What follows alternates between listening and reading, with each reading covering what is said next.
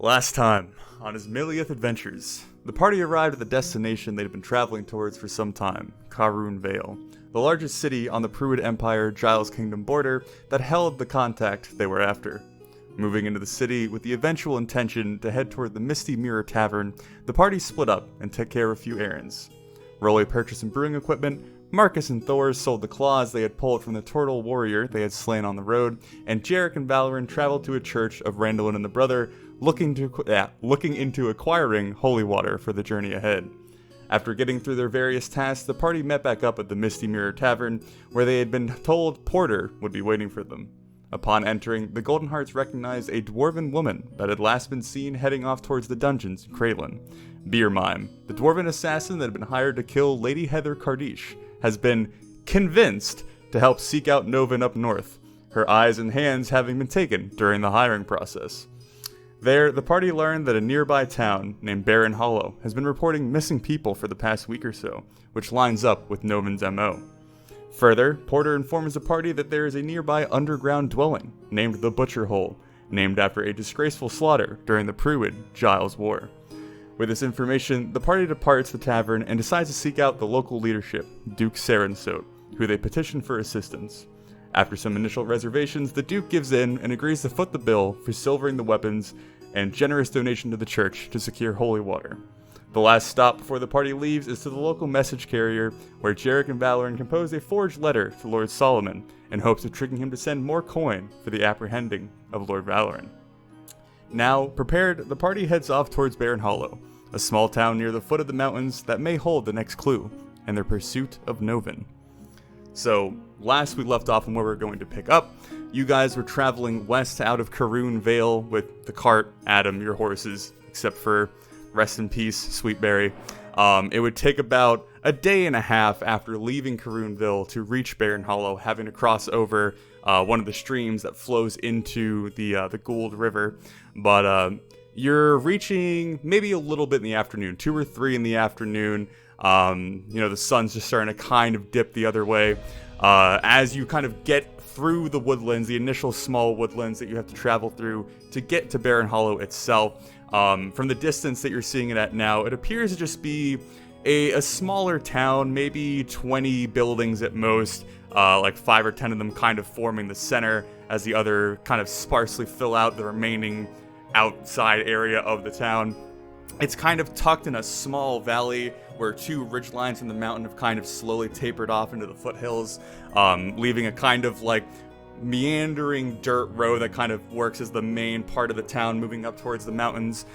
There is more dense woodland kind of surrounding the town farther out, maybe about like a mile or 2 outside of the town is where the woodlands kind of pick back up. And then of course the mountains to your west kind of towering over the whole scenery as you get a full picture of the place. The odd thing that you all notice as you kind of first get the glimpse of the town is where you would usually see, smaller figures, people moving from building to building, carts and horses moving down the road.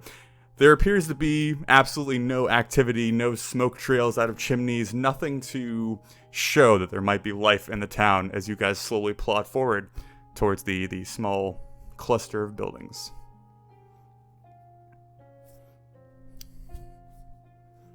And it's up to you what you guys want to do and how you proceed.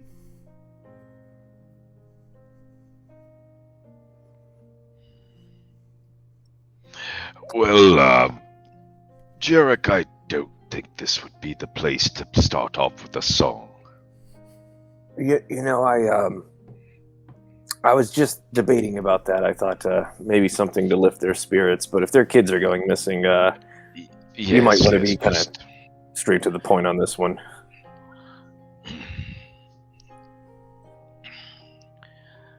We're still advancing forward, I assume.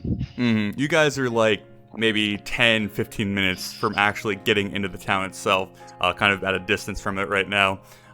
Getting closer, the only movement that you see is like there's small like fenced-in garden areas kind of attached to the smaller buildings where like a goat or 2 might be kicking around. But again, you haven't seen any visual sight of any people moving throughout the buildings as you get closer. Like, what kind of noises do we hear? Like any general commerce noises, anything? or is this a dead city? Like, it seems to be this kind of eerie silence. Like, there's maybe every so often kind of the chirping of a bird, or like the snapping of a twig off in the woods, but nothing that would, no familiar sound that you would correlate with being in a town. Kind of almost making you feel a little bit off, maybe a little bit on edge, that the normal sounds you would expect aren't happening as you grow closer. and what time of day is this right now? It's like 2 or 3 in the afternoon right now. All right, and when does the sun normally? Are we in? When's the sun normally go down? It's probably gonna be like 7 or 8, somewhere around there. Well, we should probably get some information. See if we can find at least 1 or 2 townsfolk that can maybe point us in the right direction. Yes, good plan. I don't know, how do you guys want to go about this? Just make some noises in the middle of town, or? Let's just continue down the road and see what we find. Do we hear anybody? Like, hear anything? Nothing that you would assume's coming from an individual. Are there any chimneys with smoke coming out of them? No. Oh, fuck. Okay. I guess I can afford to burn a use of divine sense and reach out with my divine senses. Remind me what that does again? That I'm just finding it here. As an action, I can open my awareness to detect powerful, evil, or good. Until the end of my next turn, I know the location of celestial, fiend, or undead within 60 feet that is not behind total cover. So, kind of situational, but... Okay. I also know if a place has been consecrated or desecrated, such as with the Hollow spell. Gotcha. Okay. So Valorant, you're, I'm assuming, mounted on Belgrease, kind of moving with the group? That's right. Okay. So as you guys pass by kind of the first few outlier buildings, getting closer to the town proper, again, not hearing or seeing anything as you grow closer, Valorant, you reach out through like the divine power that's brought down through your heritage, kind of trying to wield that power in some way to try and reach out your senses, grabbing any little bit of residue or information that might be there for you. And as you feel the kind of weight of your family resting on your shoulders and you peer around the town in front of you, you don't sense any sort of threatening creature or fiend in the close area. But as you kind of peer, kind of squint your eyes a little bit, you see what appears to be almost like a green foggy mist kind of hovering maybe about eye level off the ground that seems to kind of pull from the doorways, the open doorways of each building that make up the town. And they all kind of congeal into one bigger kind of spectral floating funnel of energy that drifts up down, like up the kind of meandering road that goes through the center of town. And then at some point, about 50 or so feet further, you see it divert off the road and outside of your ability to sense, but you imagine it kind of the direction it's heading is off towards the mountains off in the distance. Valorant sort of meditates for a moment and then mutters to the group in general, an evil has settled over this place. And then he's going to dismount and actually head toward the nearest building to push the door open and look in. Okay. Spencer, what were you going to say? Yeah, I wanted to ask about that. So the doors of the village are just like wide open? Some are. I would say most are. Oh, okay. So, Valorant, you were going to a building, kind of looking in, investigating? Right. Okay. As you kind of approach one, going up the kind of rickety wooden steps to the door itself, kind of peering in to see, anything that you might discern, It looks like, a relatively humble interior. It's a one-room house, beds up against the wall, small table, fireplace, that kind of thing. As you're kind of looking around, you see everything was kind of just left in place. There's a few bowls and a piece of bread that's been left on the table. There's a few mice that are kind of nibbling on it, and as you kind of peer in and make a little bit of noise, they scurry off. You see like insects and whatnot kind of crawling around on the plates as you peer a little bit closer. The bowl's still filled, the spoon's still in them, but nothing seems disturbed. It doesn't look like anything was like ransacked. Everything was kind of left.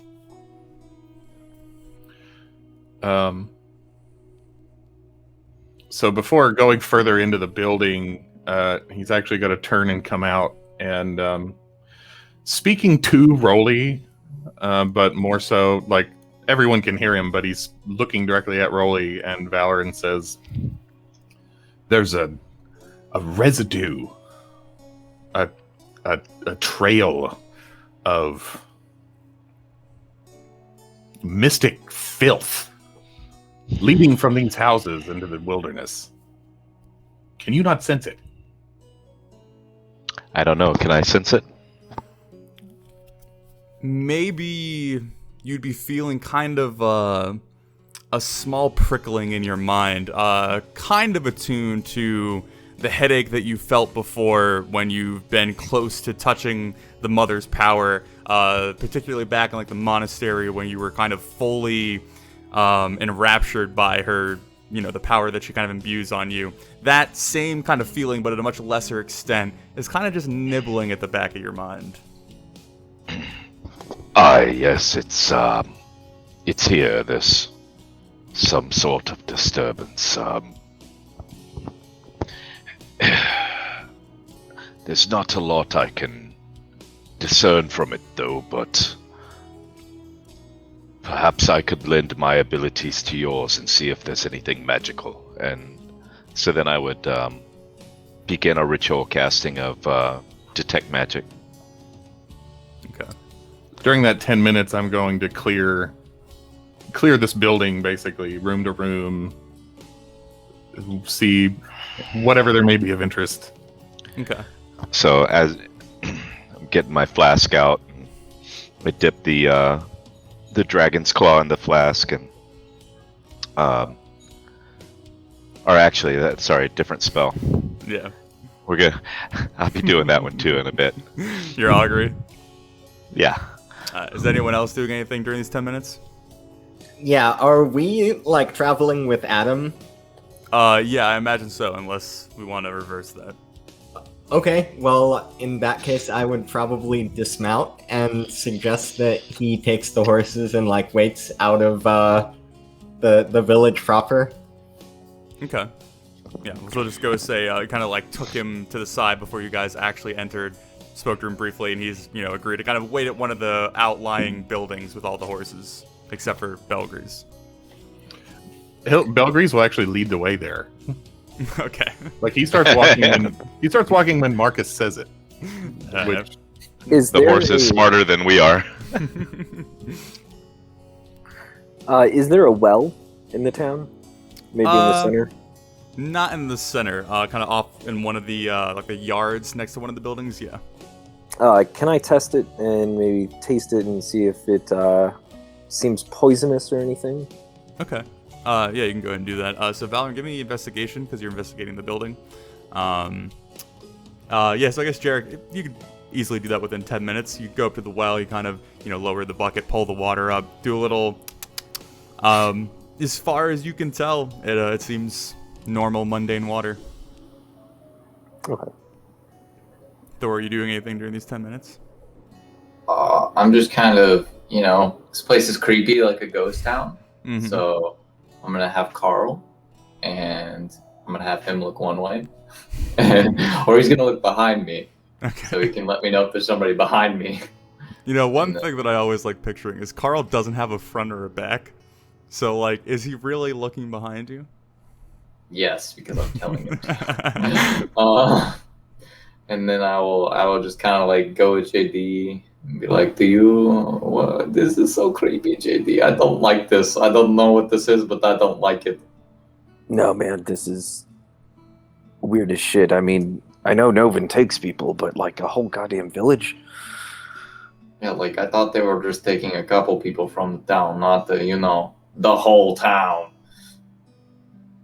Well, last time he had, a couple dozen arms pickaxing away in that hole, so... Good God, did he use the children for that too? I don't know, JD, I don't know. I think Jarek will throw up a little bit on that one. Just that idea. Okay. So Valorant, as you're investigating, just kind of clearing the building, kind of looking for anything that stands out, it'd probably be a pretty similar description as to before. It appears that everyone was kind of going about their daily business before everything was kind of put on pause, and the building was kind of left empty. So, meals, on the table, lanterns in place for, at night, the bed's made, that kind of thing. Nothing that would stand out to you. So Valorant comes out of the building and just shares the observation with the group. It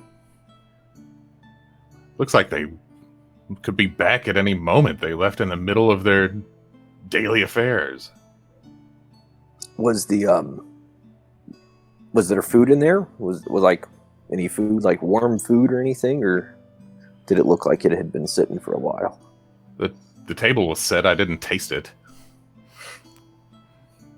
Seeing the condition of the food on the table, it's fair enough to assume that it's been at least a day or more since it's been touched by humans. It didn't look very appetizing. I don't think it was in the last 30 minutes. It may be beneficial to us to see if we can find, the mayor's house of this town or whoever, maybe the chief was, see if they have anything that they left behind, maybe a letter that they wrote. See if we can gain some information from them if we can. Let us keep our eyes that way, and he gestures with his glaive in the direction of the trail. Okay.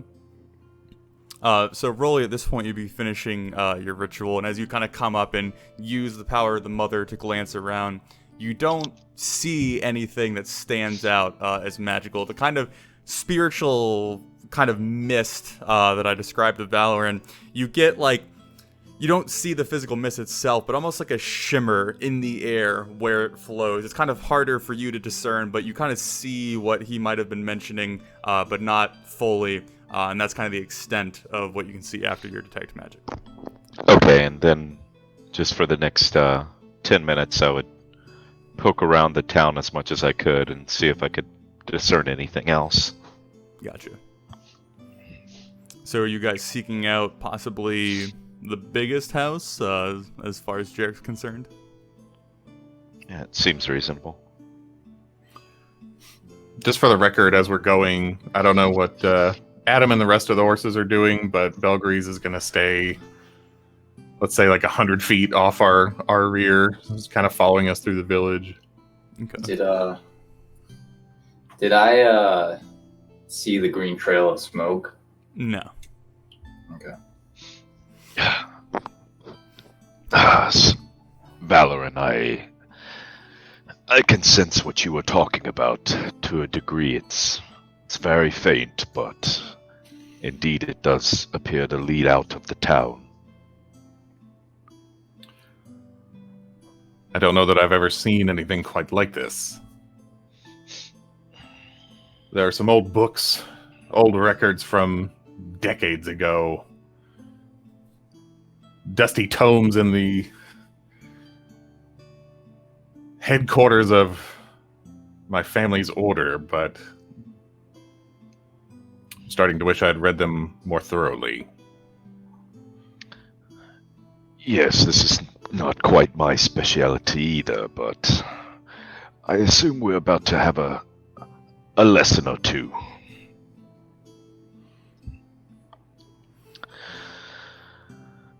Jack is going to go ahead and load up a silver bolt into his crossbow. Just have it ready. Okay. Based on what everyone else has described, would I be able to make heads or tails of what might be going on here? It wouldn't be a common topic to be brought up. necromancy, though, known about and talked about, usually isn't the larger sum of knowledge when talking about magic, especially when it relates to, wartime and, that kind of thing. So with the vague information that you've gathered from the rest of the party and the kind of hit or miss knowledge that you have of the kind of necromantic side of magic, I would imagine it's hard for you to have any sort of notable idea of what this might be. Okay. Okay. So, Jarek, are you trying to seek out kind of like maybe the head house? Yeah, if they have a long house or just a larger 2-story type, whatever I would think would be the most affluent member of the town's houses. Gotcha. So most of the buildings in the town center are like 1-story, kind of 1-room structures, maybe having 2 or 3 rooms occasionally. But the biggest one is a 2-story house, kind of the farthest up the kind of mountain road that makes up the main road, kind of far off to the left, kind of towering over the town to some extent, like a small balcony kind of coming off the 2nd story that overhangs the road slightly. You assume that's probably the most well-off house among the rest. Gentlemen, I don't want to seem like I'm a coward, but considering how often I get the shit beat out of me, Thor, Marcus, if y'all might want to go in first, that would be greatly appreciated. Yeah, no, I got this shit. Yeah, I got you. Just, here, do you want, Carl? He can tell you, if there's somebody behind you. Well, actually, he'll tell me, and then I'll have to tell you, so. Well, just have him, poke me in the ear if someone's behind me, but sure. I will rest him on your shoulder. If you flick him, I will kill you. I've been nice recently, Thor. Come on. I don't know. I don't know with you. I never know with you. And I will approach and crack the door. Okay, well, the door to this house is already open. Oh, so you would just be... easy. Just walk in the door. Okay. So as you walk through the door, the main kind of greeting room, kind of acting like a castle, but on a much smaller scale. The main room having like small couches and tables and whatnot set out for potentially entertaining guests. There's a small semi-throne-like seat down at the end of the room that is unoccupied. There's 2 doors on either side of you. The room's maybe about like 30 feet by 30 feet. And then there's a kind of small staircase behind the throne-like seat that leads up to kind of what looks like a catwalk or a looking down balcony, like an interior balcony. Okay. So are the doors closed to those? Yeah, the 2 other doors are closed on the inside. Okay. And there's one on the right, one on the left, correct? Yeah. Do I hear anything? Perception? Okay. Is anyone doing anything else while Thor is investigating? I pull out a small strip of white cloth and I wave it in Valoran and Marcus and Jarek's direction, and I cast Aid at 2nd level, and Okay. they all have 5 hit points added to their maximum for the next 8 hours. Okay. Maximum or temporary? Maximum. Okay. Does it automatically give you those temporary as well, or does it just increase it and leave it empty? Each target's hit point maximum and current hit points Gotcha. increase by 5 for the duration. Cool. Okay. But as far as you listen out, you don't hear anything inside the structure that's making any noise. Okay. I will approach the left door because left is the best. Okay. Is it safe? Define safe. Has anything attacked you? I mean, not yet, no. Then Jarek would follow in. Okay. Yeah, so you see the same interior that I described to Thor. But yes, as you go to open the left door, Thor, you see that the room that you're opening into seems to be a small, I guess, kind of office bedroom combo. A small desk, shelves, books kind of set up. A pretty nice, comfy-looking 4-post bed kind of taking up one corner. Okay. Do I detect any sort of magic in here? Yeah, if you're coming in behind him, no, nothing magical would stand out. None of the items give you any sort of magical glow.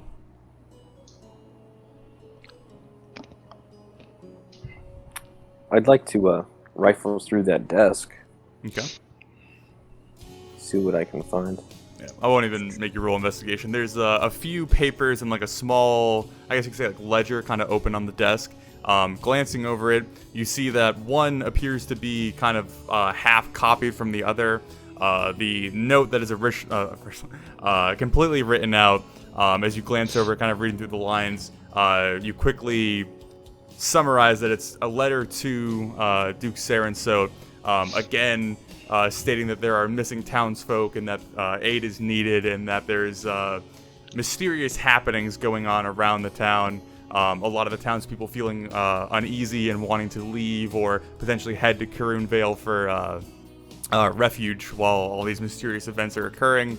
Kind of, very gracefully ending it, stating that any assistance would be greatly appreciated. And it looked like he was copying that, but sending it off to a different lord, one that you're not familiar with. But he was kind of halfway done with that. There's still a quill with ink kind of dried at the end of it. The ink well actually opened up. The kind of the top layer of the ink inside the bottle is kind of dried up a little bit, giving it kind of like a tacky layer. But it appears that had he like tossed the quill down where it was, a small kind of splotch of ink kind of ending the last word that he was writing before it was kind of left. Is it dated? No. No? Okay.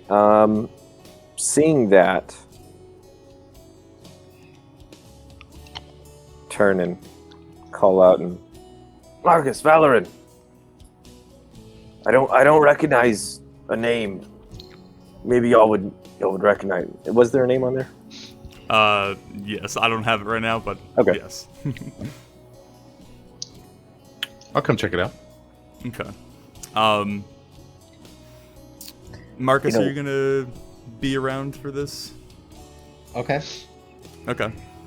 Because as far as the nobility up here and knowing their names and kind of the different territories, Barren's Hollow kind of falls in a dead man's land as far as it's concerned on like who owns it properly.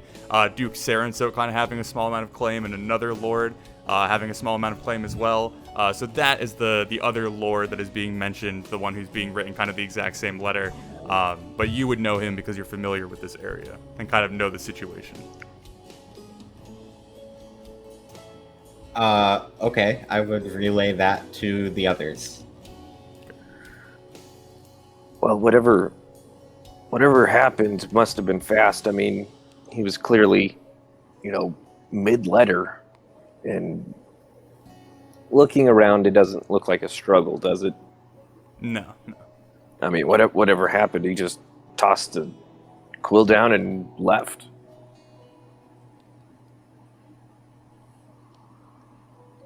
Do you let Valorn's able to read the letters too? Yeah. Okay. I don't know, have y'all ever heard of mind control like this? I don't think I've ever seen something like this. Have I ever heard of mind control like that? Mind control or kind of possession in general is certainly a thing. It's, there's multiple different like versions and levels of it. Kind of charming people kind of falls in this category. Also, kind of like memory tampering. I can't remember the actual naming of the spell. Kind of all fall in that same category. But taking full possession of someone, is a rather impressive feat. It is known to happen. People do wield that power. Doing it over a whole population is probably not really mentioned anywhere as far as like history and records are concerned. So assuming that's what's happening here, that's a pretty far out there, not assumption, but thing that might have happened. But there aren't things that are like knocked over, really tossed around, torn No, it up. doesn't look like there's any sort of struggle or any sort of ransacking or looting. It's just left. So Valoran says, I might suggest that they fled in fear, but it's as if they just calmly stood up and walked away. And the local lords have neglected their obligations to this sad place. Do a couple of y'all want to go check the upstairs? Fine. I'll go. So you guys want to give me an investigation roll? Just kind of looking around upstairs. Is there anything in particular you guys are looking for, or just anything that stands out? I'll help Rolly. So. Okay. And at this point, just anything that doesn't fit in a typical pastoral setting. I mean, it really great, doesn't Rob. seem like they got up and walked away. Okay. Yeah, so as you two move upstairs, it's one large room that looks like it's kind of mainly used for some sort of storage, a little bit of, like a temporary room at times. Nothing particularly stands out to you. Of course, there, are items up here, various, like, amounts of food or paper or books here and there, journals and whatnot, old clothing, that kind of thing, broken furniture, but nothing that really, like, grabs your attention. Is there, might be like a needle in a haystack situation, but can I find a diary? There are, like, financial ledgers that you can find that kind of date back, different transactions, different, taxes and whatnot, people's, allowances being owed, that kind of thing. But nothing like a record of, going on a journal or that kind of thing. Captain's log.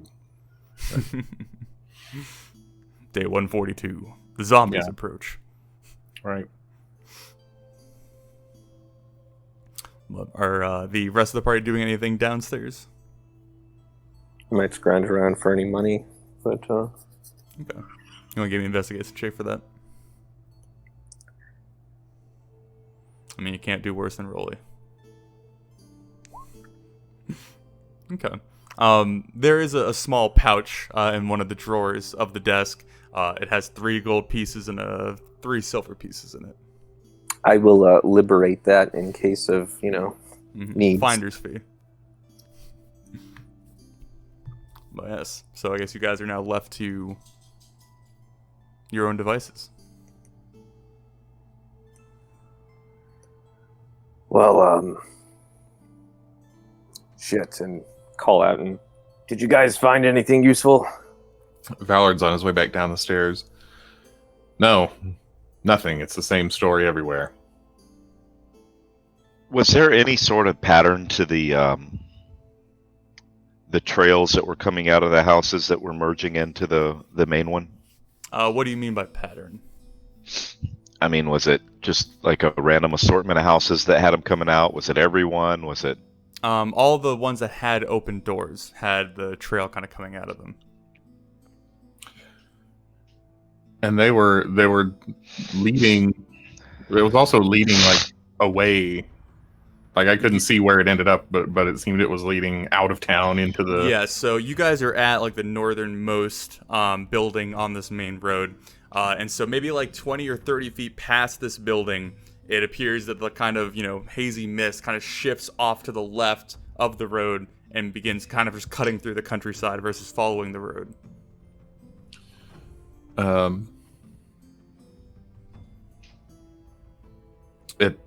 It seems the only thing forward is to follow the haze.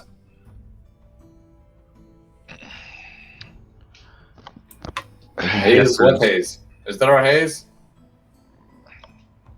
So before we head off that way, does the haze just follow along the trail, or what is it?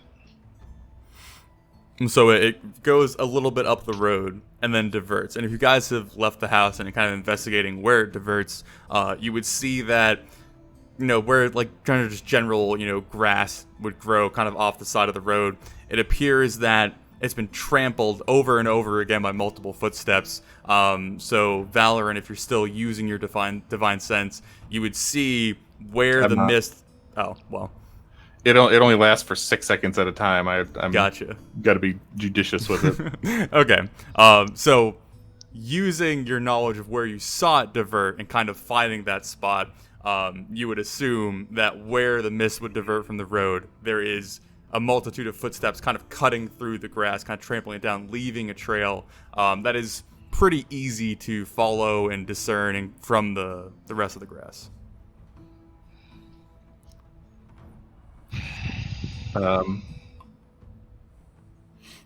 Just for the heck of it, I'll go to. I'll jog my way to a building that has a closed door, and push it open and look inside. Okay. It'd be pretty much a similar scene, except there wouldn't be any like food or what on the table. It, very much a house kind of just left in its, everyday living conditions. Things kind of properly put away. But there's no one in there, no sort of struggle, nothing of that sort. There's no one here.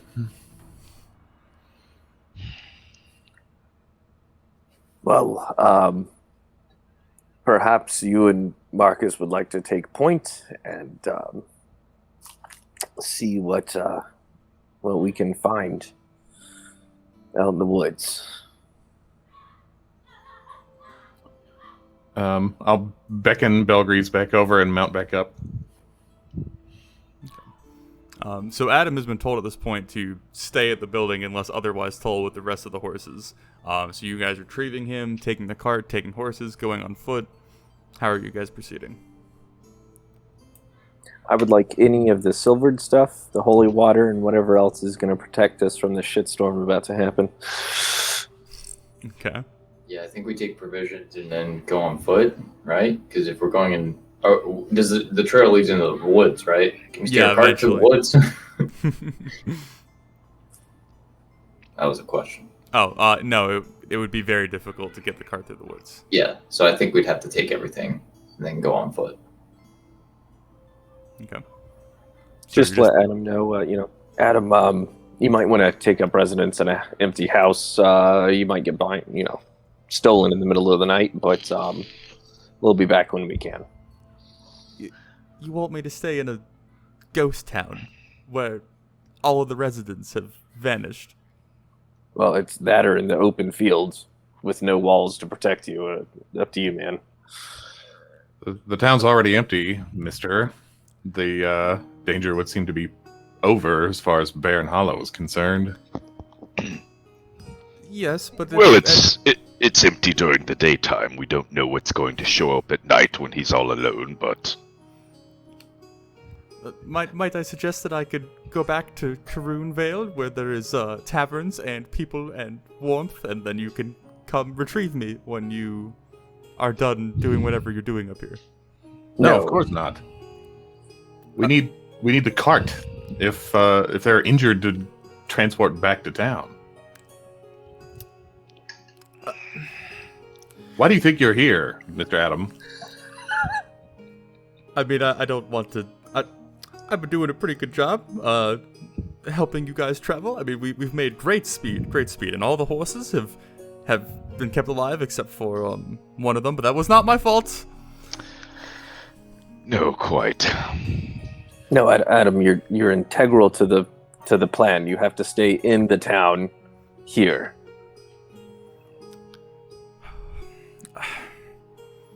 All right. I'll stay. But if I'm not here when you return, you will come looking for me. Naturally. As long as you have the cart with you when you disappear, of course. Then I shall lash myself to the cart, Sir Jarek. I'm sure Lord Braun employs no dullards. You'll be fine. Is he armed at all? He has a dagger, but you've never seen him use it. Okay, well, I think I have. Yeah, I'll hand him my spare dagger. Just be like, here, try, one in each hand. It might help you. He kind of grips it, kind of daintily looking at it, a little bit concerned. All right, all right. All right. He kind of like tucks it in his belt loop. I'll sort of yank. I've got a few javelins. I'm gonna yank them off of my luggage that's on my horse and kind of toss them over to the cart and say, "There you go. That's like a pike for one of you folk." Yeah, the javelins are like twice his height. As you kind of set them in the cart, he just looks over and looks around at all you, kind of like looking incredibly nervous, but very resolute in saving face, just kind of nodding. All right. Here, Adam, I can see you're scared. I'll take the dagger back and rub it on my stomach and cast some light on it. Just give it back to him. GD, what are you? Why? Because Thor, now it's holy, and I'll wink as covertly as I can at Thor. Oh, right. Yes, light equals holy. I forgot. Yes, Adam, you're very safe. Sir Jarek, I mean no offense, but in the time that we've traveled together, I've learned that you are the least trustful person of this particular group, so I very much don't think that you just imbued this dagger with any sort of holy meaning, but I appreciate the... And I would in mid-sentence, I would snatch the dagger from him, and I would mumble a prayer over it. I'd ask the mother to give it some holy imbuement. Yeah, that's... Now it's still probably not holy, but it's sharp at least. Takes the dagger, kind of looks down at it, it's like, well, at least if you all die, I have a memento to remember you by. That's the spirit. Oh, God. I'm so sorry, Adam. I'm so sorry. Thank you.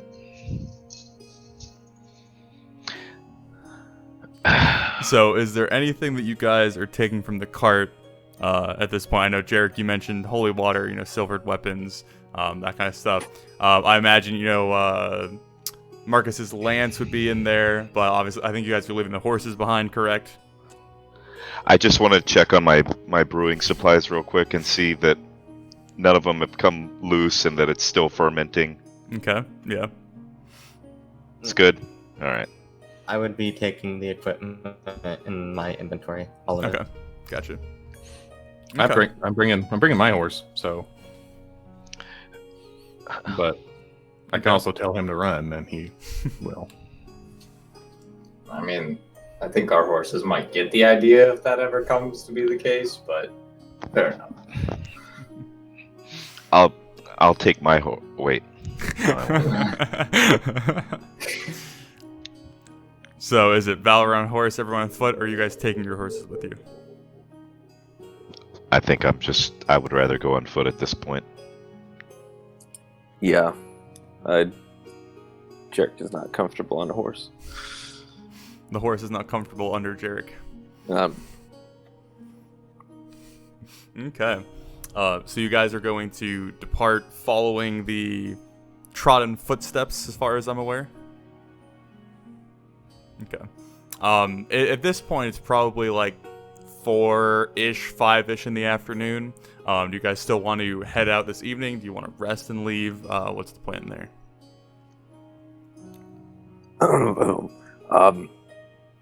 Considering everything that's happened, guys,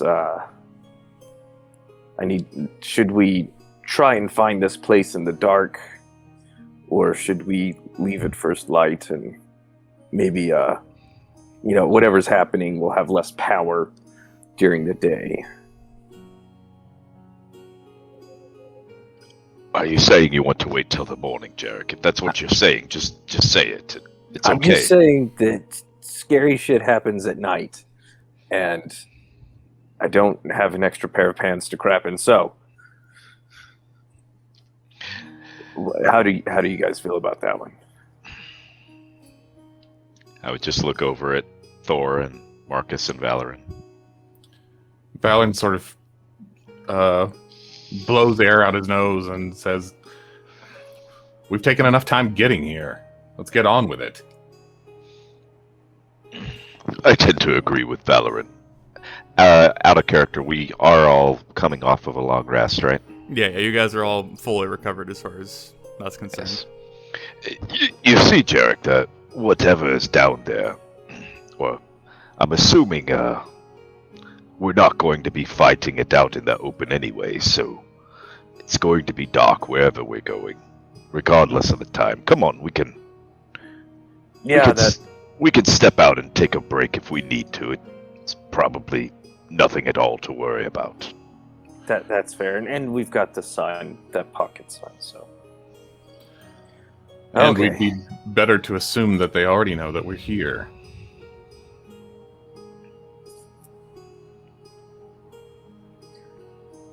Okay, well then, yeah, I'll study the sun thing and see if I can get it to work and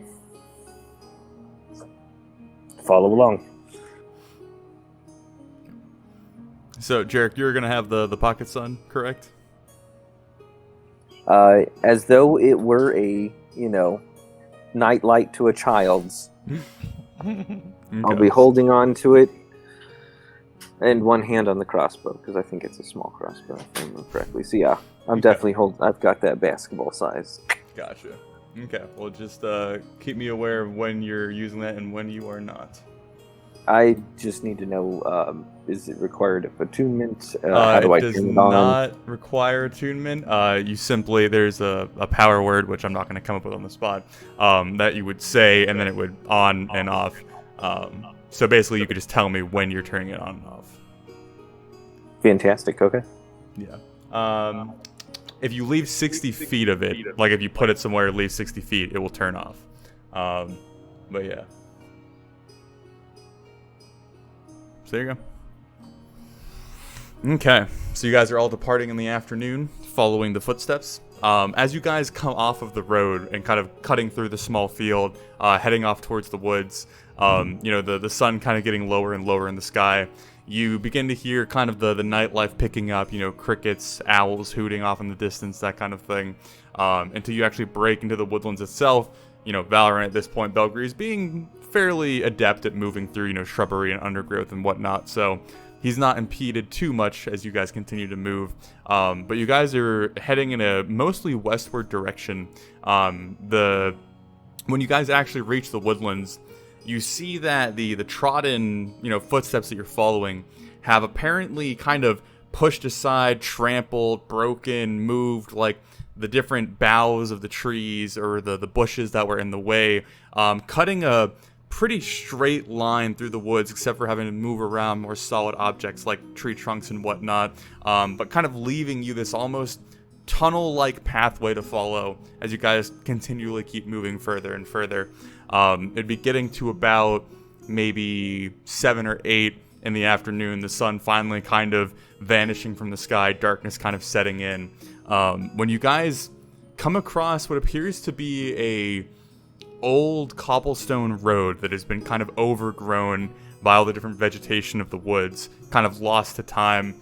As you know, the initial finding of it is Belgreeve's hoof kind of clicking across the stone before you kind of glance down and see what you've stumbled upon. But it appears from this point, the trodden footpath that you've been following kind of follows along the old cobble road. Unless that changes anything. Marcus, real quick.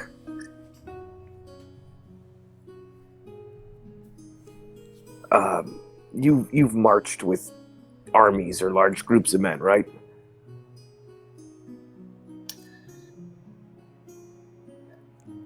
Marcus gives you a strange look. Well, I'm just wondering if you might have any idea of how many people it would take to have caused that much destruction, to the plant life, to actually push all of that out of the way noticeably. Maybe we can get an idea of what kind of numbers we're looking at as far as how many townsfolk were taken. Do I have any idea how a tunnel like this might have been created? I would imagine it's pretty easy to guess that the group is a certain size or larger, but at a certain point, it's hard to guess how large it is. But reasonably, you could assume that, like, at least 20, 30 people had individuals had passed through this area to kind of create the path that you're following. Or more. A few dozen, mayhaps. Okay, all right. Does anyone have any objections to me turning this thing on now? As we're starting to get into dusk. Mm-hmm. How long does it last? Is it an hour? Nope, it just lasts. As long as Until I turn it turns off? Yeah.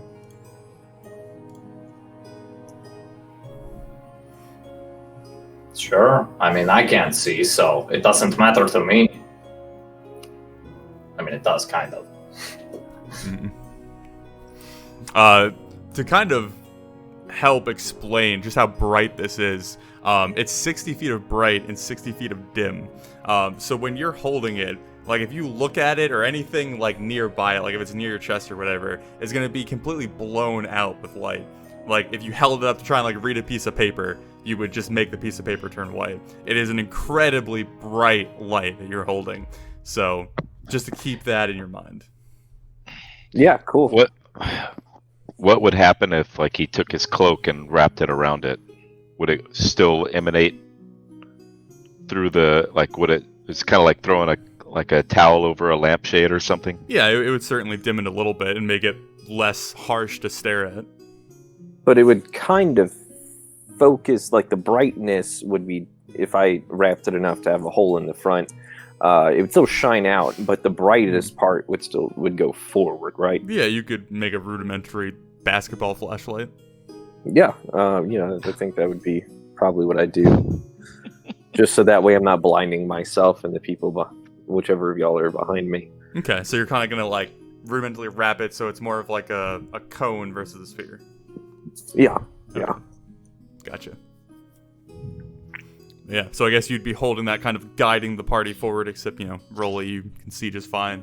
As you guys continue down the cobble road, unless there's anything else you guys are doing. And Thor has night vision, or dark vision, right? No, he does not. Am I the only one? I think you are. Okay. So, you guys continue as the sun sets and Jarek's pocket sun rises, kind of using it almost as like a lighthouse, kind of scanning the beam back and forth as you guys continue your way. A little bit easier going now that there's an old road to kind of follow. You guys travel on the road for maybe 20-30 minutes before you all kind of feel the temperature around you dropping, not rapidly, but noticeably. Slowly, kind of like your skin begins to form goosebumps. The air seems to stagnate. The sounds of the woodlands seem to kind of die out around you as you continue to kind of plod forward on the road. You just feel the world around you kind of growing colder and deader and more silent.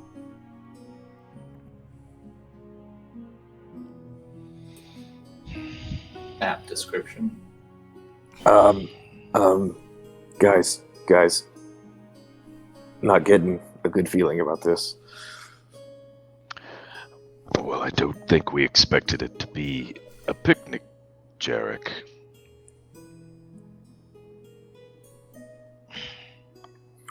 What marching order are we in? It's up to you guys. Yeah, who wants to be up front? Where are you with the light is actually a good question. Because it's 60 feet, right? 60 feet bright, 60 feet dim. Okay. Ideally, I would like to be square in the middle, or at most second in line. Okay. I don't want to block anybody's view with my horse, so I kind of figured in the front third, Yeah. but not necessarily at the very front. I'd be close to the front as well, just because that's where I like to be. Yeah, at this point I would be square in the middle. Okay. Then I guess Marcus bringing up the rear. So that is the order that you're in. By process of elimination, yeah. Yeah, there's only so much front that you guys can have. So what is like a column of Yeah. Thor, Valoran, and then Jarek and Rolly, and then Marcus. Yeah. But you guys just rename yourself to the front line team. Except for Jarek, I guess. It's front lines all the way back. But yes, does that answer your question, Jarek? Do you need to use that information? Yeah, no, that works. That's great. I'd probably have it at least in one arm on my side, so that way it can shine past us all forward. Scanning side to side as much as I can. Gotcha. I don't trust this, guys. So, as you guys continue, it getting, almost, you're actually getting into nighttime itself now. You certainly have been kind of moving, up in elevation very gradually throughout your kind of meandering through the woods and then onto the cobble path. It's maybe another, 10, 15 minutes as you feel the air kind of stagnate and grow colder around you before eventually Jarek's light, as he's kind of, passing it, sweeping it back and forth in front of you, you catch an unnatural shape, definitely a man-made shape. As you kind of glance it across, you see what appears to be kind of an old stone brick archway, maybe 10 feet tall, like 8 or 9 feet across. There's different vines and vegetation kind of grown over it. The actual archway, the interior of it, where like a door or something might sit, is empty and black. Your light not close enough to kind of see inside of it yet, but it's set into kind of a steep cliff face, maybe like a 70-degree angle or so, before it eventually ends with the archway and then the flat ground beneath it. The area directly surrounding the entranceway being kind of flattened, potentially maybe carved out here and there to make a little area outside the door that appears a little bit unnatural, but that is kind of where the cobblestone road is leading.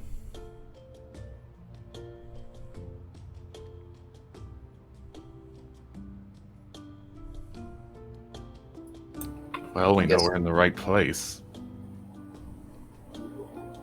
Yeah, I mean, this is very, very creepy. Very much fits his MO of whatever he's going for. Does anyone want to go check that out?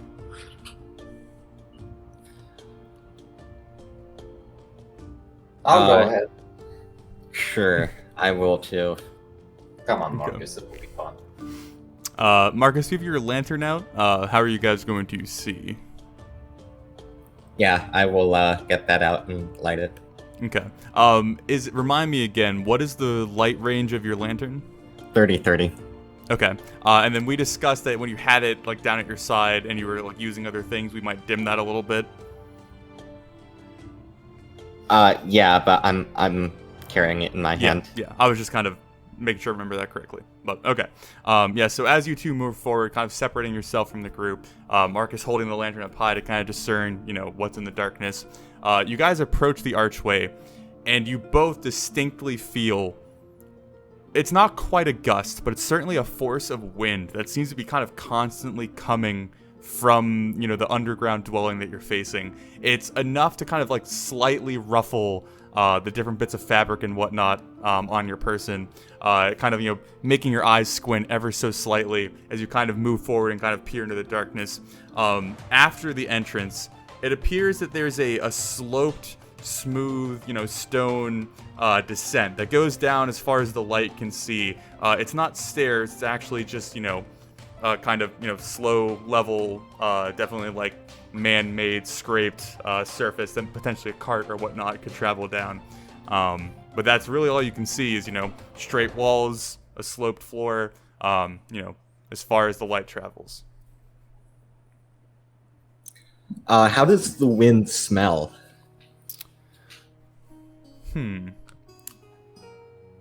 give it a good sniff.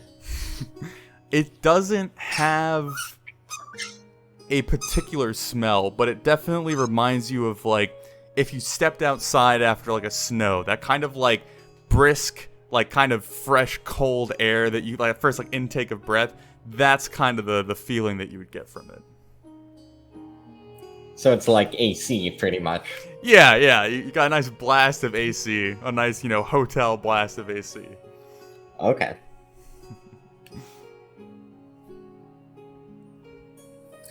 Oh, I wanted to ask earlier, based on the maps that we received of the area before we headed out, would I know if there are any caves roughly in this area, or known cave systems?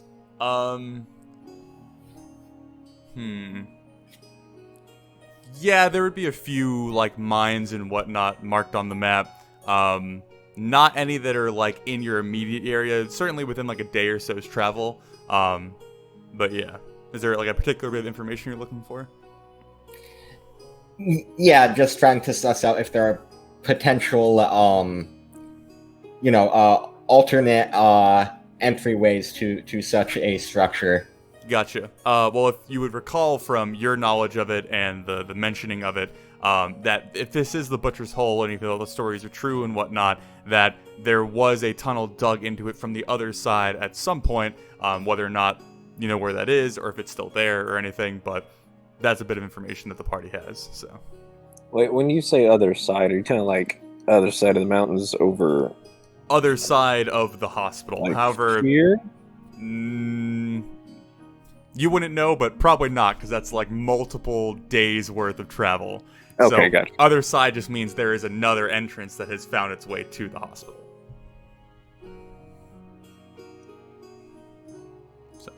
But yeah, so Thor and Marcus, you would just find yourself staring down at a ramp, basically.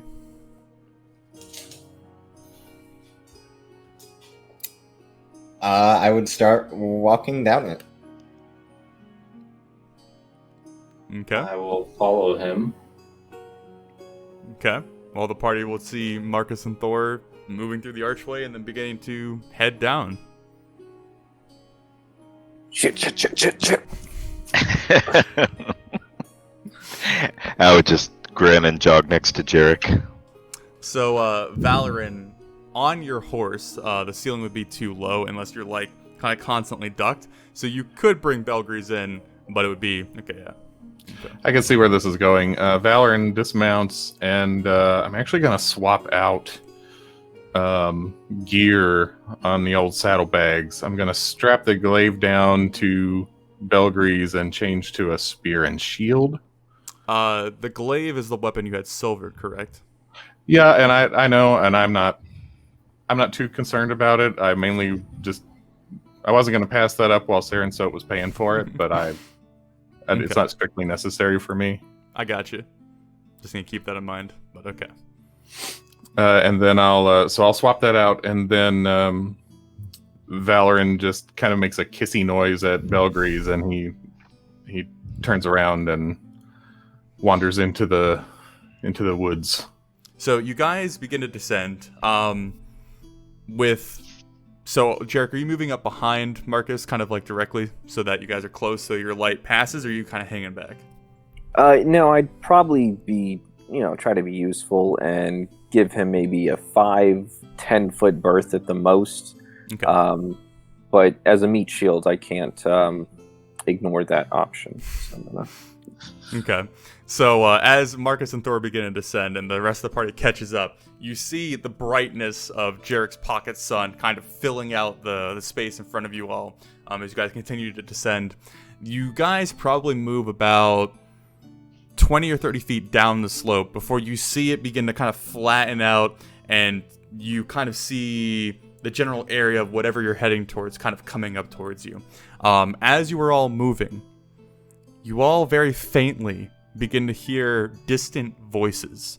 They're all at a pretty low level. They're not shouts or screams, but just kind of out of the very edge of your hearing, just over the, the sound of all the boots and the armor kind of shuffling. You hear, "Help! Help! Help!" Marcus, I don't know if I trust this.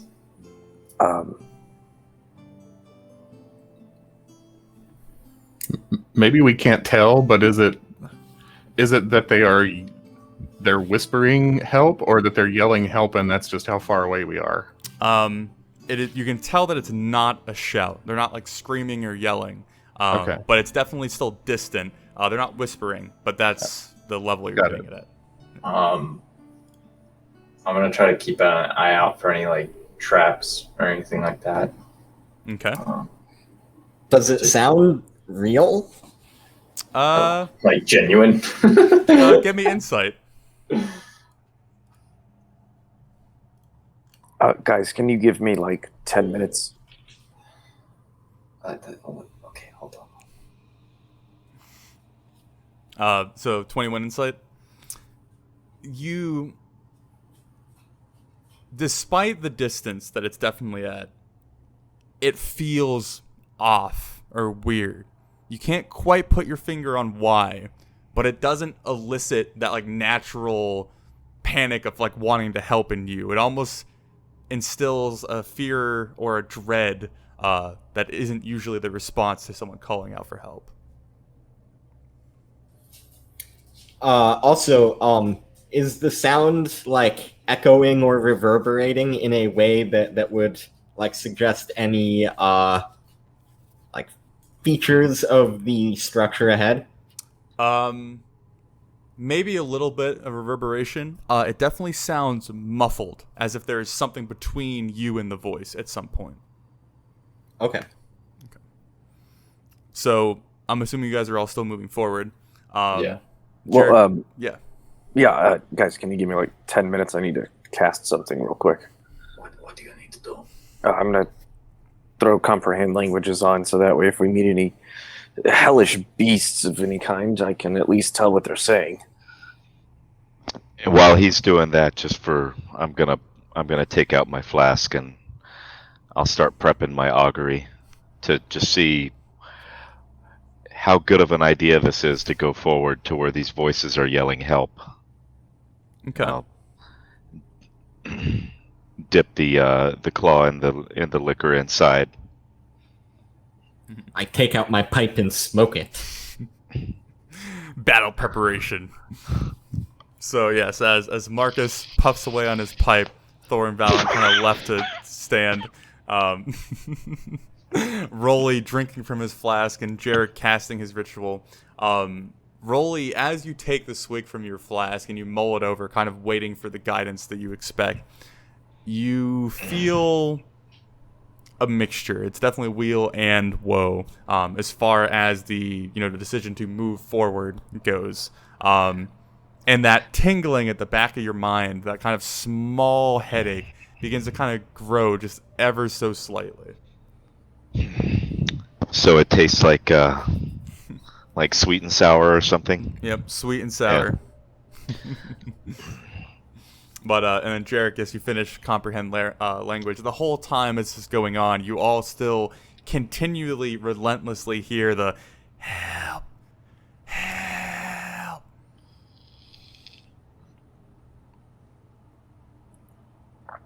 Joyous. So after you are all done doing your preparations and you continue to move forward, you see the level ground that you're heading towards as you eventually get to it. I'll go ahead and move you guys over to this. Let me just double check, make sure everyone can see properly, right? Oh, there's something in the corner. Okay. I always forget to zoom out. Yeah. Yeah, you guys in the bottom left. Okay, yep. I see us. Yes, everyone can see. Everyone should be emitting the proper light, and then roll it. You should have your dark vision. Yeah. Okay. So you guys get to the kind of level ground, and you see that you've kind of entered the main structure of the butcher's hole. Thor, as you are looking out for traps, and you guys get to the level ground, you very clearly, almost as if like it's placed to be spotted, you see a string across the hallway that you guys are walking down with like old bent pieces of metal kind of tied to it, maybe about like a foot or two off the ground, that's just clear as day kind of sat in the middle of the hallway. Can I see what it's attached to? I mean, it's just driven with like stakes into the stone on either side. Okay, but is it like? So it's just like a wire. Yeah, it's just a rope across the hallway with bits of metal tied to it. And the help has definitely gotten louder at this point. Yeah, but nobody cares about that. Can I discern the purpose of the wire? Yeah, I that's was kind going of to ask Matt. That's kind of what I'm thinking about. Like, if it's like a trap, like what is it trapping? Is my I question. mean, I'm guessing it's probably an Are you in alarm. the ER? Did I just see that? Anyways, It very much reflects like if you had set up a tin can trap to make noise is kind of the idea of this as far as you can comprehend. Obviously, you can make a closer look to see if there's anything beyond that, but that's kind of the initial feeling you get. I take a closer look. Okay. Go ahead and give me investigation, Marcus. I was talking about your wristbands, Seth. No, that's his trampoline party. Yeah, that was my trampoline park stuff. I thought it was like ER. I was like, oh god. No, I didn't realize you were talking to me. Okay. So, Marcus, as you get a little bit closer, kind of looking down, trying to discern, you see that a piece of parchment has been kind of rested at the base of the rope, kind of laid out, kind of half against the wall, and there's, pretty scribbled writing on it. I'm assuming, do you want to read it? It reads, "Sorry, Duke Braun. My trapping skills are not what they used to be. Novin."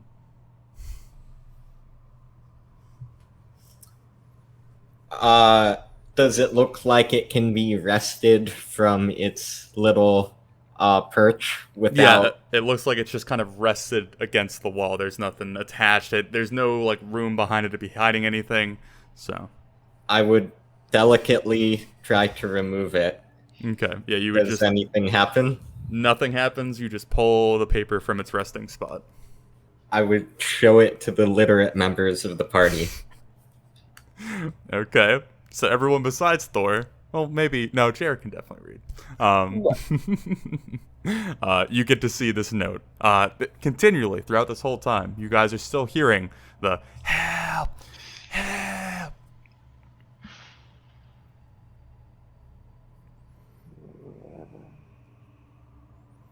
Written language. Okay, gotcha. Am I able to, if I look at this paper, maybe perceive if there's anything magically misleading about it? Like, could it have been used with illusionary script? I don't think there's any way for you to really discern that. Without a magic detection Yeah. spell, yeah. Okay. Yeah. But for all intents okay. and purposes, it just looks like, a handwritten note. Here, let me study that handwriting real quick, and I'm gonna try and memorize the handwriting style Okay. for later. Okay. Do you guys just want to step over this thing, or try and disable it, or? This seems like a fair time for another divine sense before we move any farther. Okay. So as everyone's kind of mulling about, you kind of reaching out to your ancestors again, you see that familiar green mist that you'd seen at the town is filling the entire hallway in front of you. Not to the extent that it clouds your vision, but if you look behind you all the way back up the ramp and looked in front of you, throughout the hallway up to the little bend that you guys can see, it's just that green spectral fog mist, and it's 60 feet that you can detect everything, right? Right. And it's full cover blocks it, correct? Full cover, total cover, according to the wording, prevents me from knowing the location of undead or fiends or celestials within 60 feet. So does that mean location or presence is what I'm wondering. I don't know. Marcus?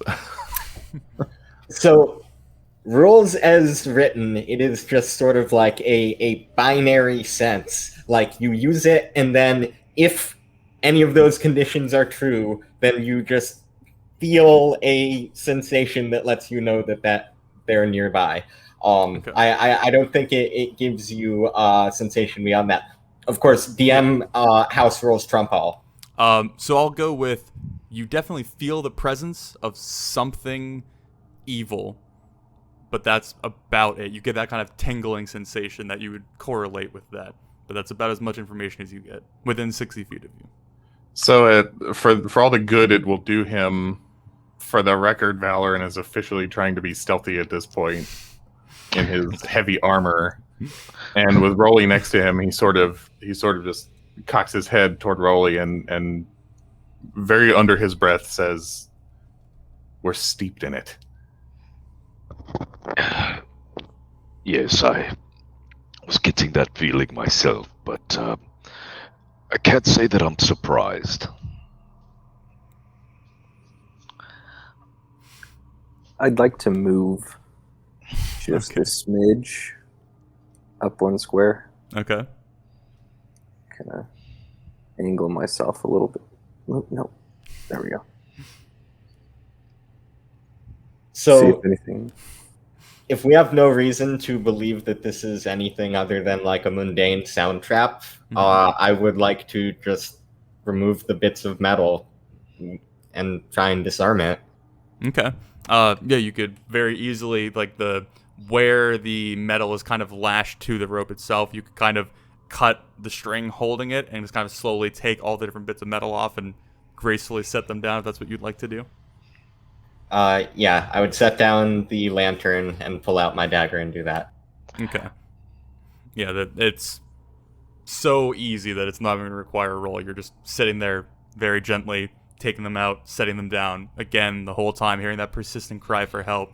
But eventually you end up with just a blank piece of rope kind of cast across the hallway.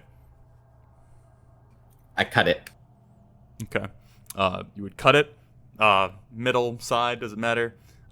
It would just fall lifelessly as a rope to the ground and just kind of lay there. Seemingly no effect.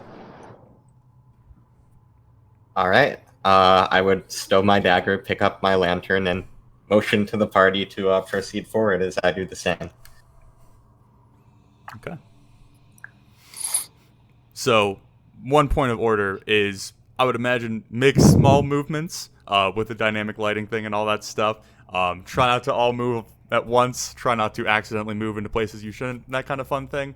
But yes, you can go ahead and proceed forward, ask any sort of questions you want, any sort of descriptions you need, that kind of fun stuff. But yes, so it's kind of up to you guys how you want to move forward. I'd like to keep an eye out for any reflection of light. Okay. So anything that would, I guess that would mainly be metal, but anything that would reflect light back at us. Mm-hmm. So I guess Marcus, Valoran, and Rolly, as you all kind of step up to the end, to the this hallway that you're in currently, the hallway to your north that you guys can see down, throughout the walls, on the right and the left-hand side, all the way down the entire length where it breaks off from the main hallway that you're in now, have small circular metal rings set into either side of the wall with, a kind of hollow black abyss kind of in the center, kind of gesturing that there are holes throughout the entire series of the wall, right and left, leading all the way down. But that is the interesting note of the hallway to your north. Do I know anything about dart traps? You would certainly know that they exist in one form or another. Yeah. Do I think that might look like a dart trap? That's a fair assumption, yes. Okay. Oh, go ahead. Sorry, I didn't mean to interrupt you. I have the sense that the trap was not the trap, so I'm very much watching the floor, like watching where I step, as we inch forward. Okay. Valorant, give me a quick perception check. But as you guys kind of come up to... Okay. Basically, you don't notice anything out of the ordinary. As you guys step up to the edge of the hallway. The cries for help, you can tell, are nearby. Like, again, you can tell they're not being shouted. They still sound muffled, but you understand that they're getting closer, and they're pretty close. And they definitely grow in volume as you kind of turn that corner, or at least get close enough to the corner where it would make that effect happen. So my personal procedure is look down, look up, step forward. Look down, look up, step forward. So what I'm going to go with is everyone is constantly looking for traps who are kind of leading the way. So I will either go off of passive perception or ask for perception when it is applicable. I currently have a 16 on my passive. I think Rolly has the highest.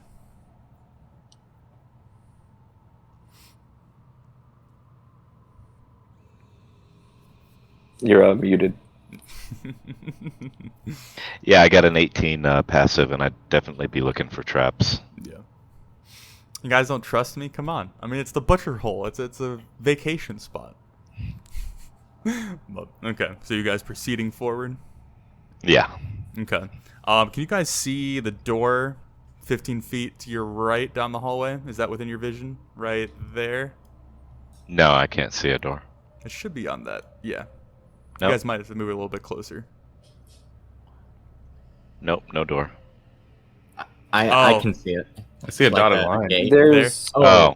There we go. Okay, now It was in the... I have to block off the light for the room so you guys can't see in. It was just in that, so... But there's a door there. Ah! Rolly, wait. But yeah, so as you guys turn the corner looking down the hallway, there is what appears to be an older wooden heavy door that has kind of been propped up more or less in the doorway. It doesn't appear to be on its hinges. It's just kind of blocking the doorway in general.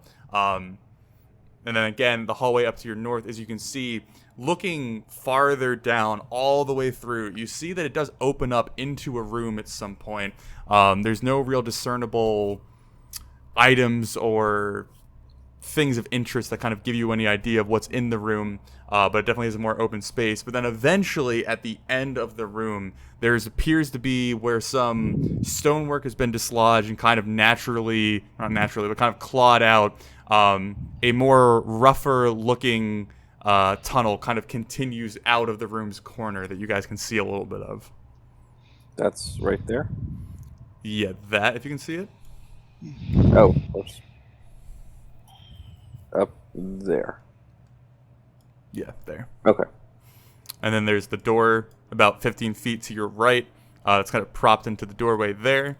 And then the hallway that you guys are kind of facing extends down into a dead end or a wall, but seemingly kind of turns a left at the end of that.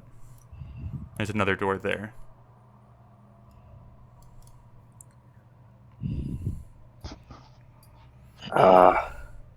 What do you guys think about that hallway up here? Where does it sound like the voices are coming from? It sounds like it's coming from the east. It's pretty close. You could reasonably assume it's coming from one of the doors on that hallway to your right. And you said the door is not connected, it's just propped up? Yeah, it's like rested in the doorway, but not on the hinges. Are there like imperfections in the way that it's rested on the archway or Yeah, doorway? you could probably get a view kind of sort of inside. Okay, I'd like to saunter up and try and do that. Okay. Yeah. So, I think, well, let me see if I can do this. Again, I'm kind of new to the dynamic lighting thing, so excuse me if it's not perfect. I can do that. There you go. Look Yeah. at you go. Okay. So, as you peek inside, you get the glimpse, kind of the edge of a human body, seemingly just kind of standing completely upright, arms at the side, in the darkness and in kind of having to peer through. It's hard to discern, more. It's just, as far as you can tell, a adult humanoid form, clothed in somewhat mundane clothing, but as you approach the door, you can fully comprehend and realize that the cries for help are coming from this room. Yeah, I mean, it's seemingly coming from the room. You see the humanoid figure. That's about all that you can discern from kind of peeking inside.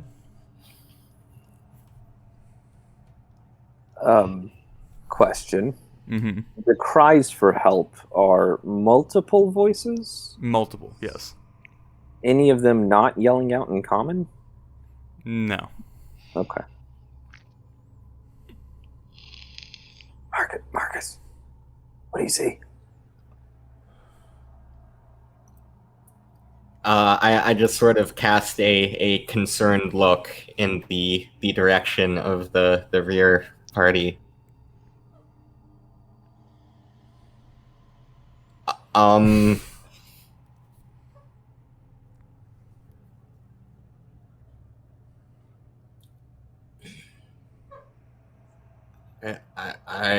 don't know. How old does the ward look? Does it look like deteriorating, or is it in like solid shape? It's not fresh. It's not like mulch. It's kind of there. You could reasonably break it if you kind of like ran into it or shoved it or hit it with something. But it's going to keep its shape as far as like trying to move around. It's not just going to like crumble in your hands.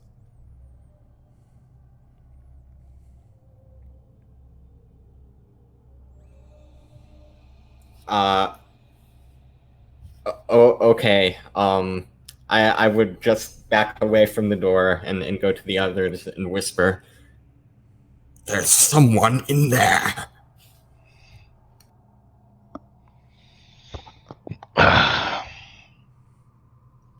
Just one? At least one. Were they moving around at all? Are they evil? Do we know that? I think they might be evil. But are they like dead, you know? Are they like dead? Or not dead? Looking at the door, can I tell roughly if it would be more than 10 pounds? Without picking it up, I think it would be difficult to tell. But from your general knowledge of doors, probably yes. More than 10. I would whisper as quietly as was possible for Rollies at this moment, who's feeling a little irritated that we're going so slow.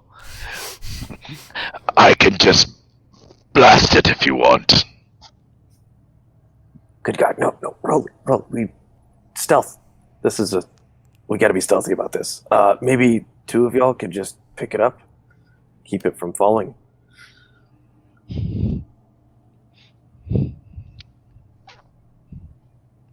We're here. I'd like to move to the door and check the door for traps. Okay, give me investigation.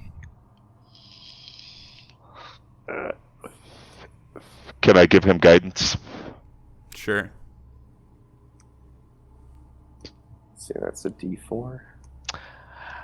Oh boy. Oh, so good. 8. Man, great to have a rogue at this point. Okay, 8.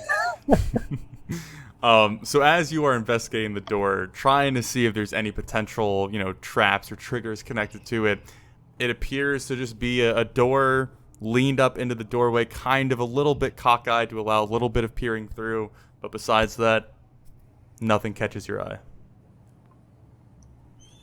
Yeah, it looks safe. Do one of y'all want to maybe help get this thing just moved out of the way?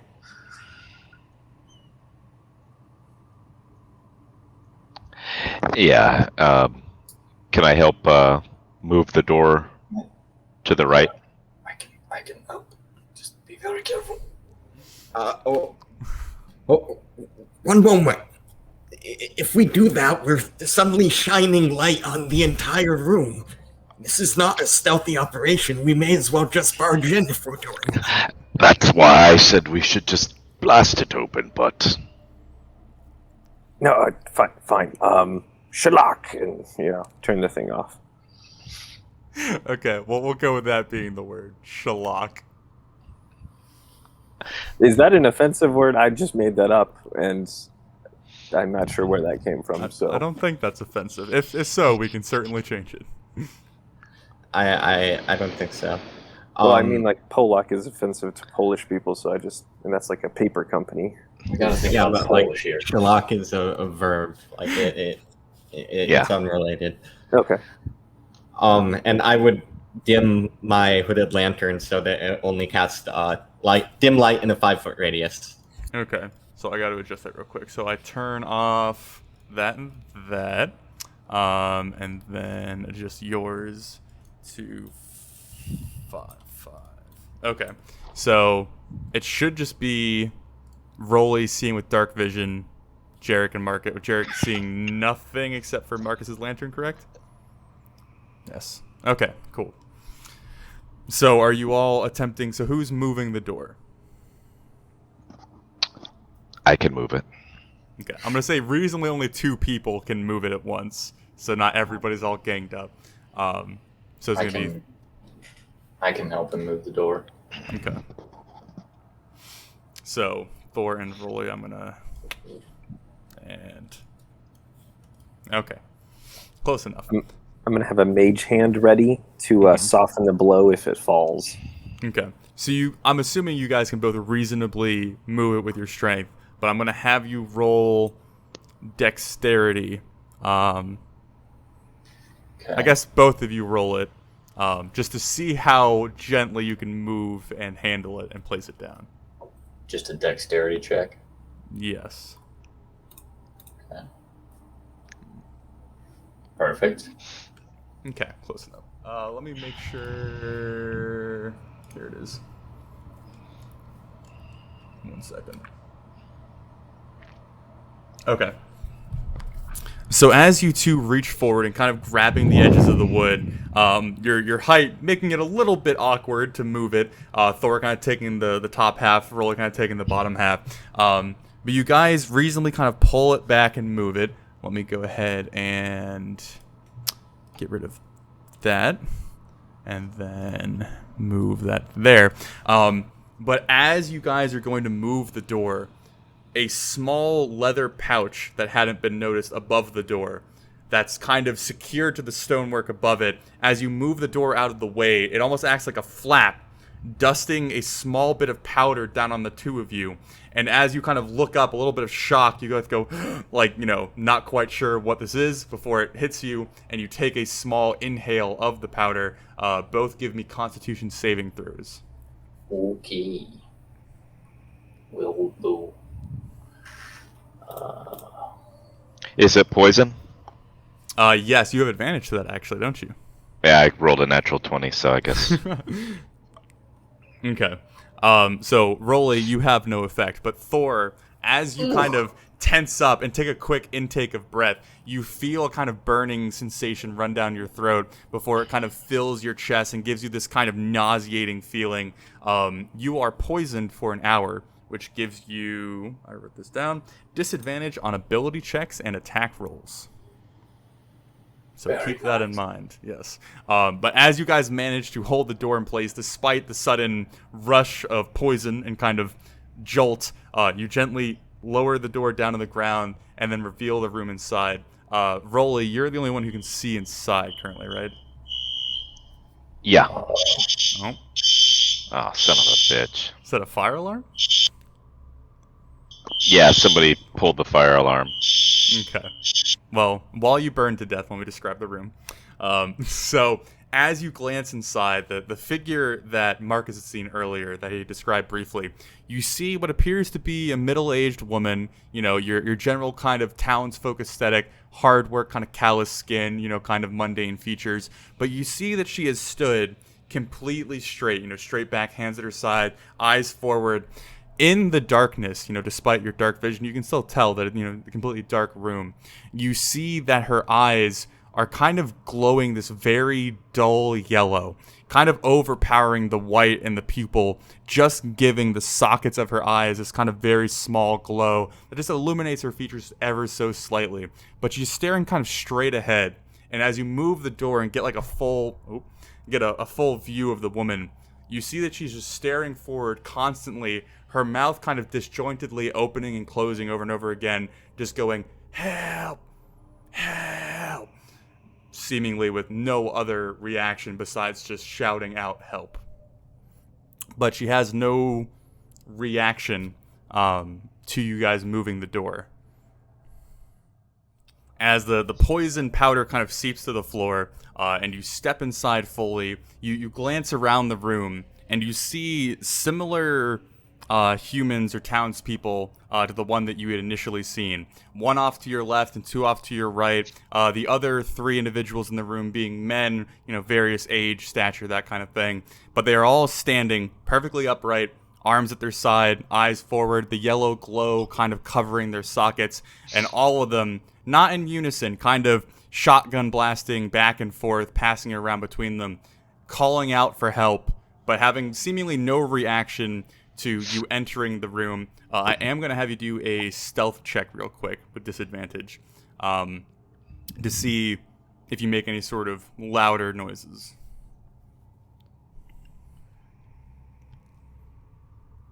Okay.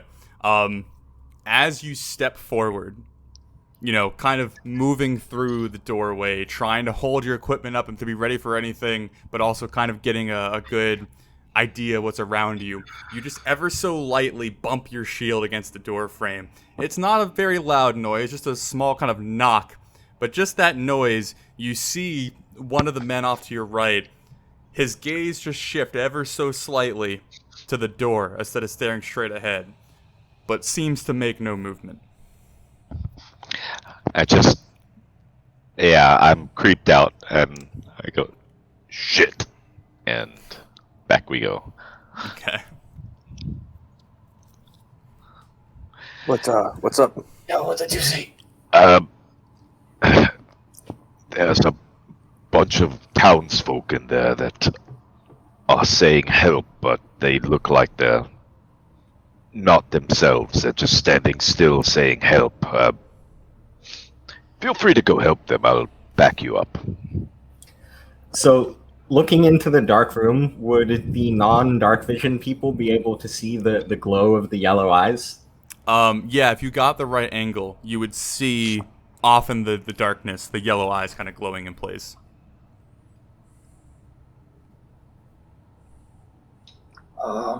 So do we just want to not mess with this room, or did you see a stairway or anything? No, it was a single room with 5 or 6 people in there. We should put the door back. Yeah, I think that's a great idea. let's just do that.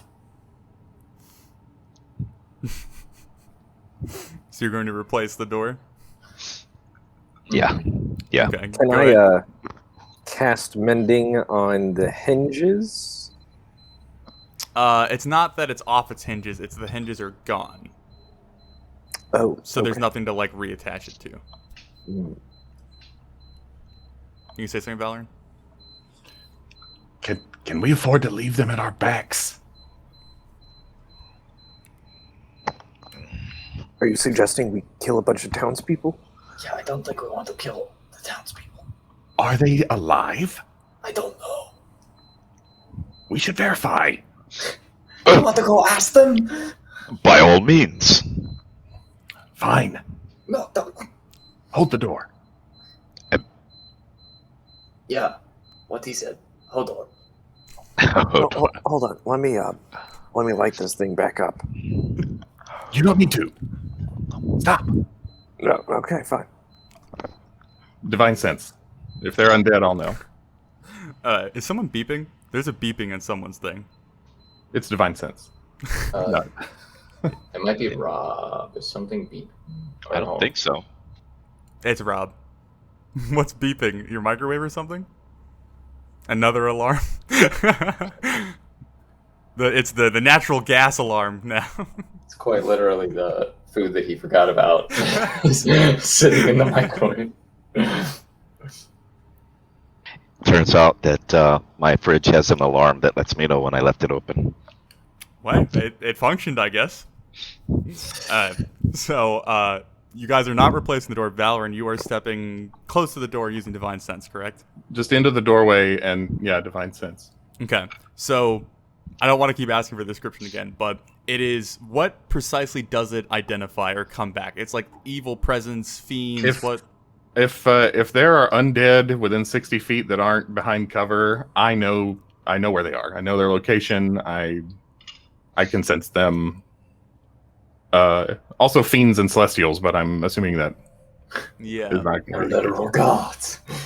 So if I'm looking into these yellow eyes and divine sensing, I really don't see how I wouldn't know.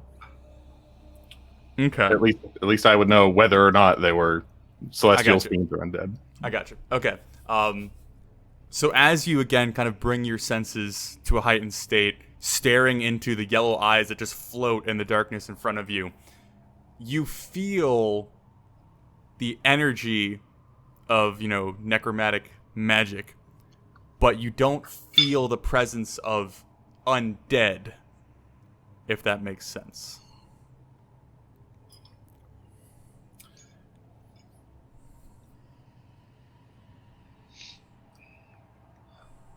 Perhaps better than I expected. They may be under thrall. Who's Thrall? What is a thrall? Control. Ah, Ah, Ah. Then yeah, we probably should not have killed them. so continue with the plan of putting the door back. I vote yes. seconded. What are the two lifting it, so? So go ahead and give me dex checks to gently move it back without making too much noise. You gonna poison me again? Oh. The flap re-summons black powder. Okay. Now that you don't have the threat of poison powder, you two very gingerly and expertly shift the door back into place, leaning it up against the frame, sealing off the yellow floating eyes that were in the darkness of the room.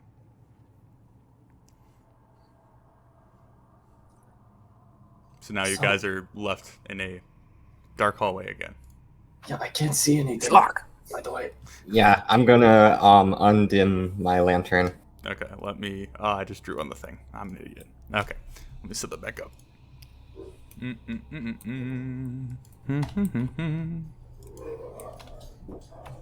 Okay, and then Jarek.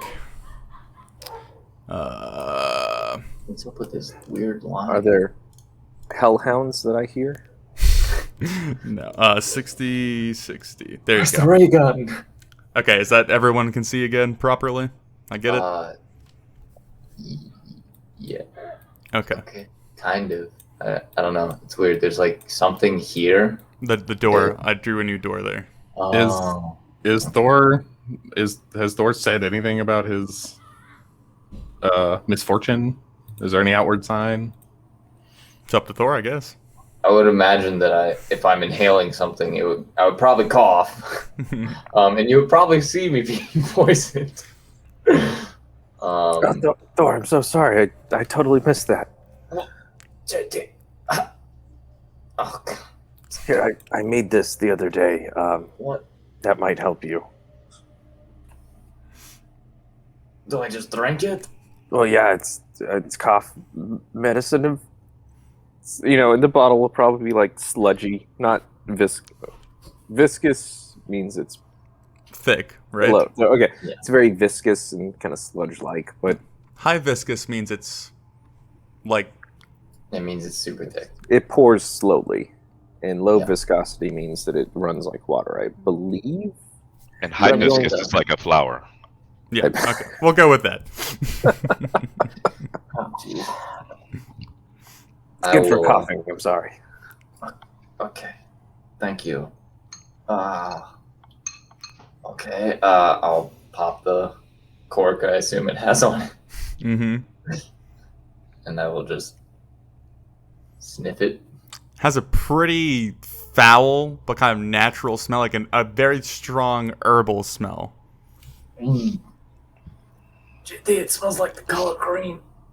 But I mean, I'm not very good at making this stuff, but I'm trying, and I need someone to test it. So, Oh, okay. For you, JD, I will do this. But if I die, Carl will kill you. And I will drink it. Give me a Constitution saving throw. Oh, Jesus. Shit. You ask why we have trust issues, Nathan. I didn't make it. I thought it was medicine. I'm sorry.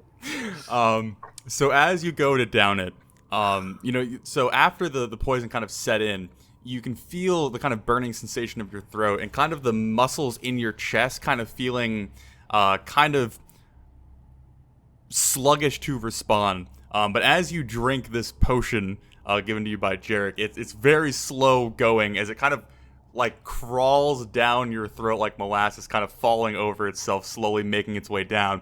It does help soothe your throat from the kind of like poisony burning that you had.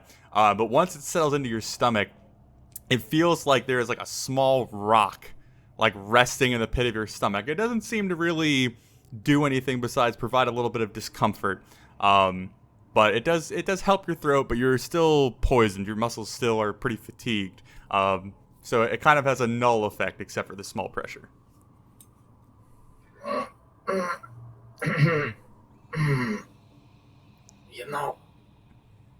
I'm not sure if it's better or worse now. Did it work?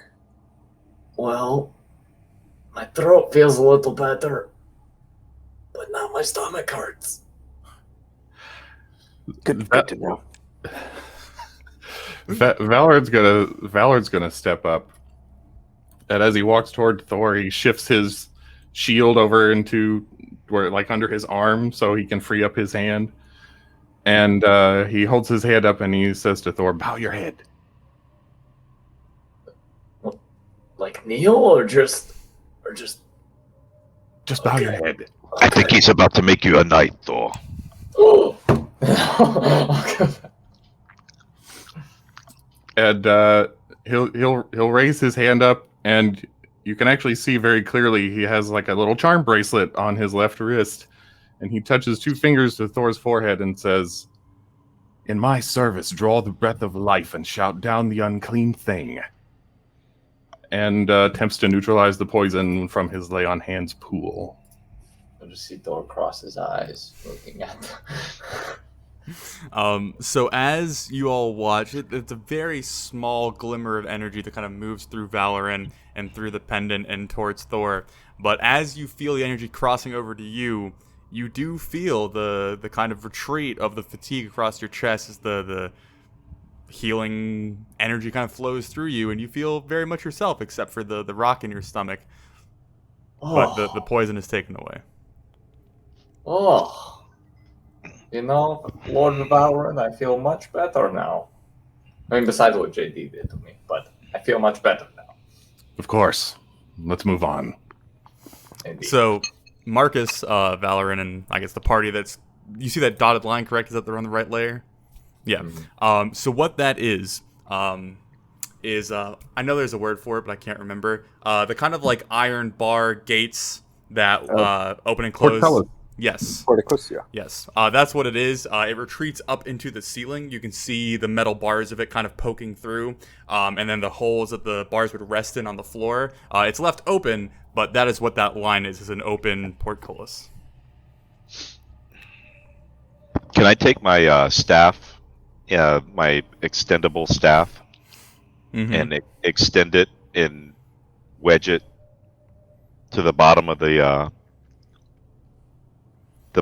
gate that's lifted up? Yeah. I'll just prop that in there right now. Okay. So you all would watch as Rolly brings out the rod, speaks the word, as it extends slowly in place, pressing itself against one of the holes and up into one of the bars.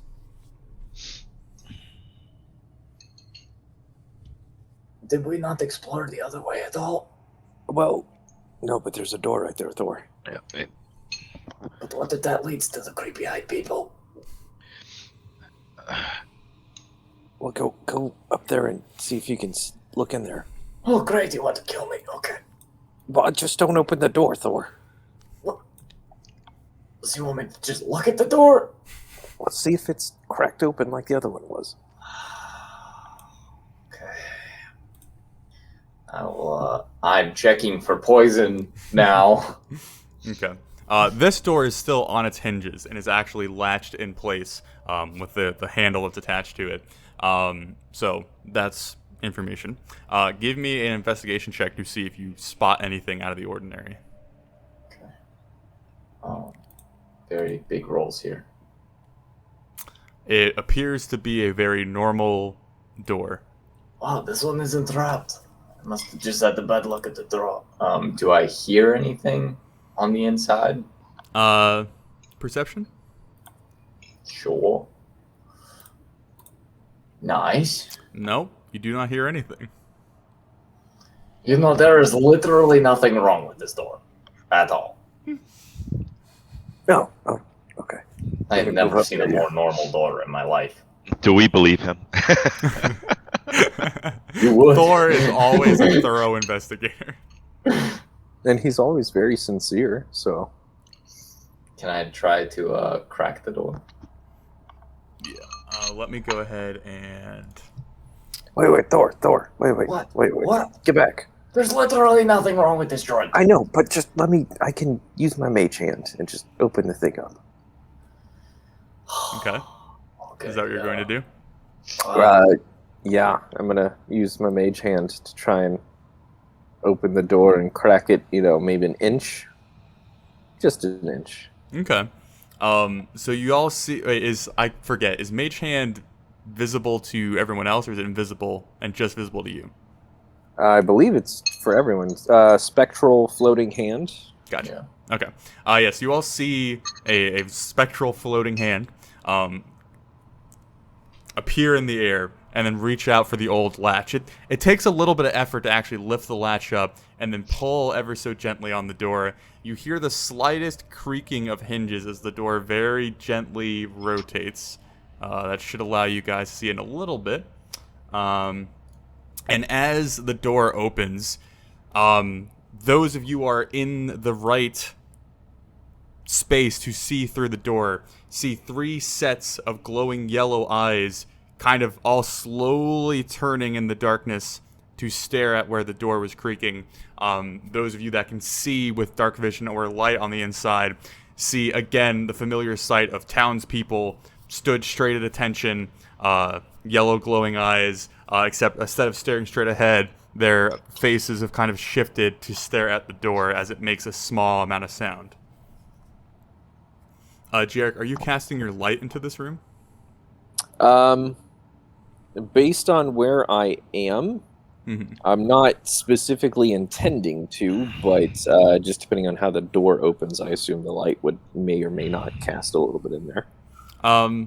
So we'll say as the door is opening, the light kind of gets in there a little bit. You see the flash of light kind of crossing over one of the faces in the darkness, kind of giving you a brief glimmer before you kind of duck the light away, but it seems to not react to the light crossing over its face. Yeah, I don't think so, and I'm just gonna mage hand that back closed. Okay. Guys, there's more eyes in there. I don't think that's gonna... We should just let those people enjoy their vacation there and get the fuck out of this area. Okay. Adventure party. Can we continue? Come on, Rolly. I'm sneaking this whole time, just so. Okay. Oh shit. Thor, So, move back. What? So Thor and Rolly, as you peer around the corner, Rolly, you see the best. At the end of your vision down the hallway, you see, again, 3 townspeople stood at attention, staring down in your direction, face forward, no expression. But behind them, like past the 3 that you can visually see the bodies of, you see multiple sets of eyes, farther and farther and farther down where you can see with your dark vision, counting to at least 6 or 7 before they kind of all just mold into a kind of blob of yellow eyes in the darkness. What is Metaphorically, right? Okay, that looks bad. I don't know. I can't see down the hallway. I'm It's- missing. Well, Thor, you would see the eyes, you just wouldn't see what they're attached to. Oh. And okay, so what I'm seeing on my computer screen looks like zombies. Am I perceiving them as something like that, or do I just think that they're regular townsfolk? They appear to the same as what you saw before. I'm just using the zombie token as a placeholder. Gotcha. Okay. Just townspeople, yellow eyes, not reacting, just standing there. So do we try the other way? Yes, that hallway looks occupied right now. There's 2 doors in the hallway, if you can see them or not. One on the left and one on the right. I see both doors. Okay. I don't know. Guys, I can't kill villagers. That would just be kind of bad. Yeah, that would be really bad. It would be a bad thing to do. So if we have to fight them, I think we have to use non-lethal force. Is that a thing? What do you mean? Well, I have a tendency to kill anyone I fight or die in the process, so I'm not really familiar. Yeah, but you come back, right? Because we bring you back. With it. Yes. So yes, it's a thing. That we just knock them out and we just stabilize them and leave them there. They'll be fine.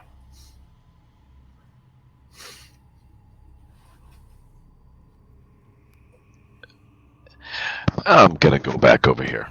Yeah, no, I agree. Adventure party, continue. Okay, And Valen. I'll get my my staff from the portcullis here. Okay. Oh, I can't see down there. Do I see any glowing eyes? Oh, Rolly, do not move down the hallway. I will warn you that much. That is the one with the holes on either side of the walls. Ah, yes. Possibly go wrong. But So that's where we keep the gold, right? yeah, in all the holes. Just put your eye to them and peer in. But yeah, so as you guys all move back to the initial hallway you had seen, looking down it, for those of you who can see that far, you can see how the room to your north kind of breaks into a more natural-looking cave behind it. But along the hallway leading to the room, on either walls, you see multiple metal rings, like kind of encircling small holes, probably like 40 or 50 on either side of the wall. I'd like to. Can I take my my pole and wave it in front of the first set of holes? Yeah, so you extend it out, reach it out as far as you can, kind of like move it in front of the holes. Yeah. Do so, and there seems to be no effect. And then I tap the ground in front of me like a blind man cane. Okay. Describe to me how you do this. Like you're just lightly tapping the stonework? I'd start lightly, but then after a while I would take both hands and I would press down real hard, trying to, Okay. So as you're standing at the entrance of the hallway, kind of moving the stick back and forth, the right side, you don't feel anything, left side you don't feel anything, and then you start like actually kind of pressing on the stonework. And as you're kind of moving about it, at this point kind of deciding that there's, nothing to find, you press your stick down on the left-hand side, and a small stone that you've stepped on sinks just a fraction of an inch down. Nothing seems to occur as you kind of hold the stick in place, realizing you've hit something different, but you're kind of left there with it just slightly depressed. Okay, I would recommend everybody back up a bit.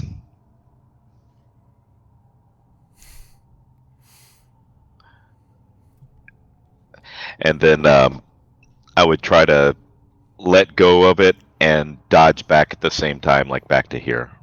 Okay.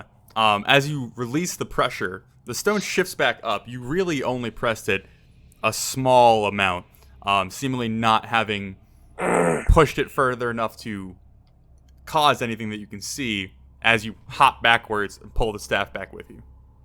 Okay, son of a bitch. All right, so I would go and I'd put it back, and I'd really like put my arm over it and like push it down as hard as I could. But like, Well, we just know it's trapped now. We don't have to. Okay.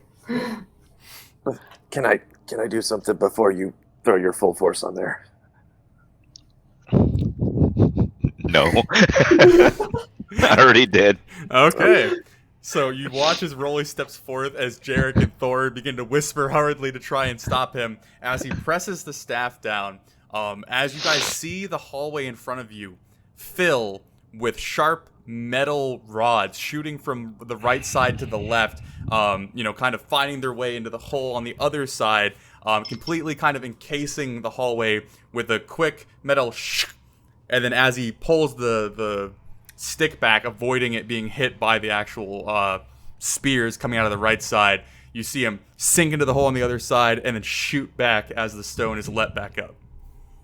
And was that all like waist height and above, or did it like From cover all floor to ceiling. floor to ceiling? It's Is it not like- solid. It's like maybe every 5 or 6 inches going up, there's a spear, and it's almost in like a, dotted crisscross kind of dice pattern to try and fill up as much like space as possible with the trap without having to have every single inch be a spear.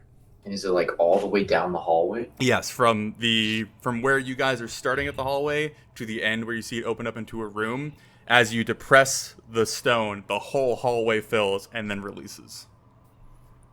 Oh. Okay. Yeah.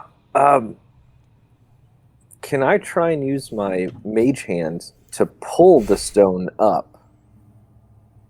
It's flush with the ground more or less, so that might be difficult.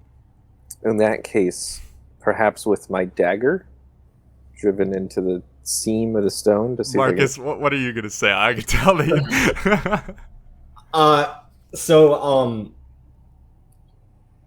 does this look like part of the original structure? This spear work and whatnot? it's hard to tell, because of it being semi-dim and not like. Do you want to try and closely examine one of the holes that's kind of near the end of the hallway? Yes. Okay. Yeah, as you step forward and make sure that you're out of the range that you've seen the spears move, and kind of trying to glance at the nearest hole, it does appear that the metal is less like tarnished and aged than the general stonework and the other various things you've seen inside of this. So this does appear to be a recent addition.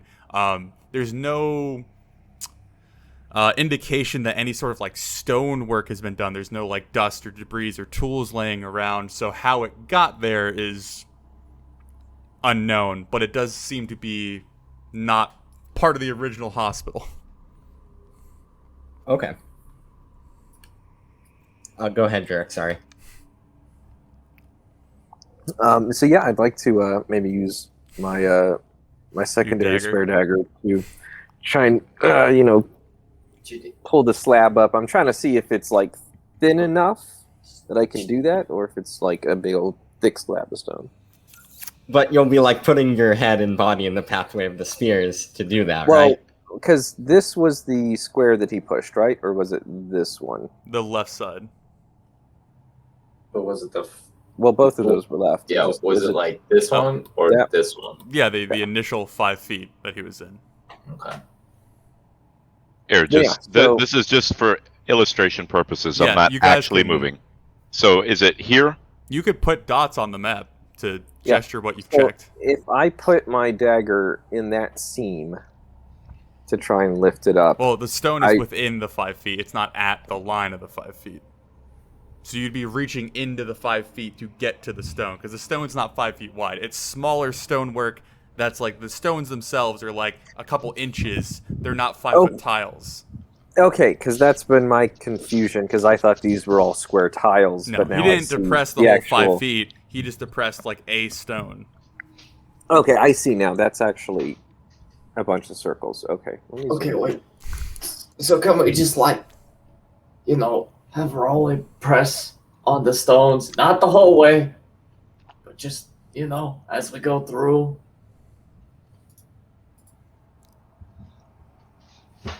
Do you think that would be possible, Rolly? Do I think if I so on the left side there was a stone that depressed. On the right side it was clear, right? As far as you could tell, yeah. Okay. And then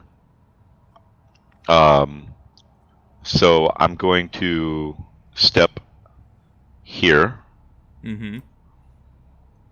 and then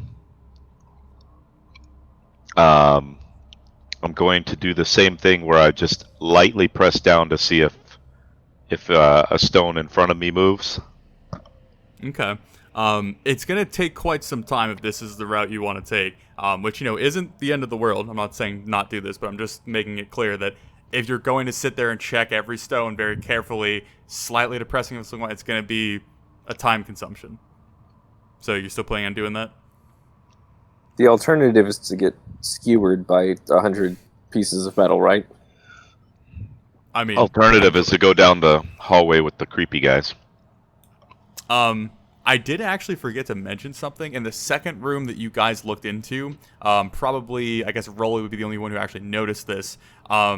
There was in the bottom southeastern corner of that room, there looked like boulders, like natural shaped rocks, had kind of filled the corner of it, kind of leading up to the corner, and then kind of over them and past them, you could see some sort of opening in that room, but it more or less was blocked by the bigger rocks in that room.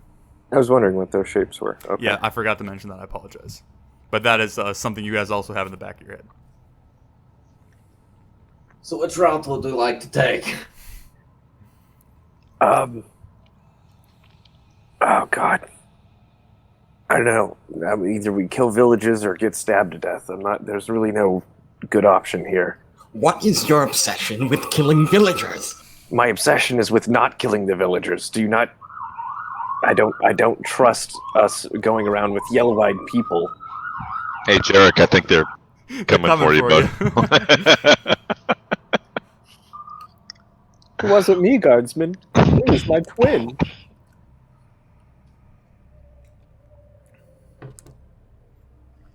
All right, fine. Let's see. How many villagers were in that first room? Oh, there's 4. And we can check the other room, see how many were in there. I can try and sleep them, see if sleeping them will work. They might not be even moving. Yeah, they might not even be hostile. But Who wants to check?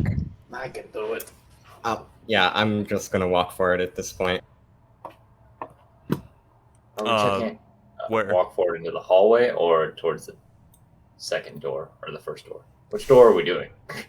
I was going to You're the second muted, door. Marcus. Just lift the door that's off its hinges, slam it to the ground, shine my lantern into the room with the yellow-eyed people. Okay. Well, let's handle this then. Let me get rid of the door. Let me get rid of that door. Let me go ahead and do. Why are we going this room again? I had no idea. Okay. I thought we were going in the second door, but Marcus got tired and We've been doing battle with this hallway for 2 hours, so I think that's fair enough. So, as you all see Marcus approaching the room, all of you kind of arguing amongst yourselves what the best route to take is, you see his absolute resolve in his way of thinking as he shoves the door forward, it clattering loudly to the ground. As he thrusts his lantern up, or I guess Marcus, you would see this more prominently than the rest. All 4 of the villagers that are inside of the room, their heads whip over to the sound of the door, their eyes training down at that before slowly raising their vision up to you. And as you were like kind of glancing around, seeing them all react, you see them begin to kind of stumble forward, their head kind of leading the charge and their limbs kind of following haphazardly behind them to keep them upright. But it's this like strange, disjointed kind of spasmy run towards you. And at this point, we'll roll initiative. So let me turn order. Cool. There we go. Got that.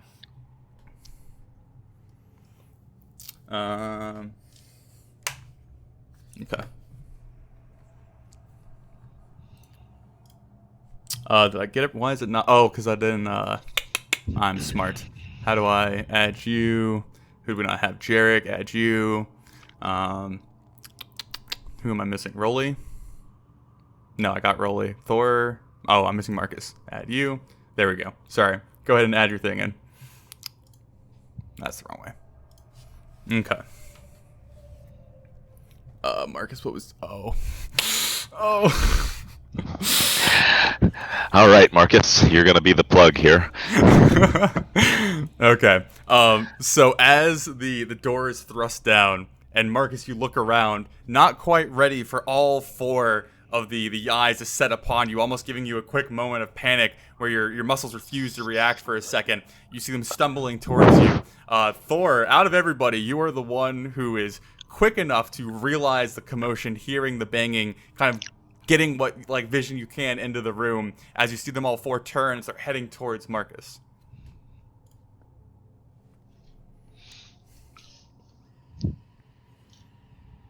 You're muted. My bad. Is there any way I'm able to like push past him? You could certainly move past him. You just can't occupy the same spot. Okay. Yeah. So I'd probably try to move in the room in front of him because I hear some sort of commotion. Realize that there's only 3 zombies I can see. There should be 4. Hold on. I can only see 3. Is it this one you're not seeing? No, there's like I imagine there's one over here. One there? Sure. I don't know. See him now? No, It's so because like the light doesn't extend that far. Yeah. I'm holding the light, and Yeah. you can't see it. Okay. Yeah. Well, that's I got you. Okay. And I will, I guess, go to the nearest one, Okay. and I will not have my sword out, but I will try to unarmed strike them. Okay. So you're going to punch them? Yes. Okay. Twice. Okay. Well, that first one hits, believe it or not. They both hit. So that's so it's 6. Just 6 flat. Yeah. I don't know how you do criticals on punching things, but Yeah. How does that work? Because it's not a dice roll. Rules is written. There's no advantage for critical strikes on an unarmed strike, unless Cool. you have like the monk or tavern brawler features that give you Gotcha. a dice roll. Okay. Simple enough. So you deal 12 12. damage. Okay. So as Marcus kind of freezes in a moment of panic, Thor comes rushing past. So if you're gonna be, no, never mind. As you push past Marcus into the room and run up to the nearest one, just socking it in the face and then socking it in the face again, you see its face just like lean back and lean back. No like grunts or moans or any sort of indication that it's feeling pain. As you just knock its head back twice, you can see, the nose is kind of shifted out of place slightly, a trickle of blood kind of coming down, the eye kind of red around the kind of upper part of it, but its eyes just kind of fixate on you as it readies to retaliate, as you kind of bloody its face. dang, you're stronger than the mayor. That'll end my turn. Okay, and then actually it's you guys have the lowest initiative I've seen yet, I think. So You don't as gotta you rub the salt in the wound. as you strike it twice, its head kind of leaning back, you see the eyes kind of stare up and connect at you for a moment, making you feel extremely uneasy as the yellow eyes kind of stare into your own before it lashes out and tries and attacks you. What is your AC, Daniel? 17. 17. That is a hit. That is a hit. Damn. Oh, actually, wait. So that one's going to converge on you. That one's going to converge on you. This one's going to run up to Marcus. So 2 of them hit. 2 hit, and then the one for Mark. What's your AC, Marcus? 18. Okay. So 2 to Thor, 1 to Marcus.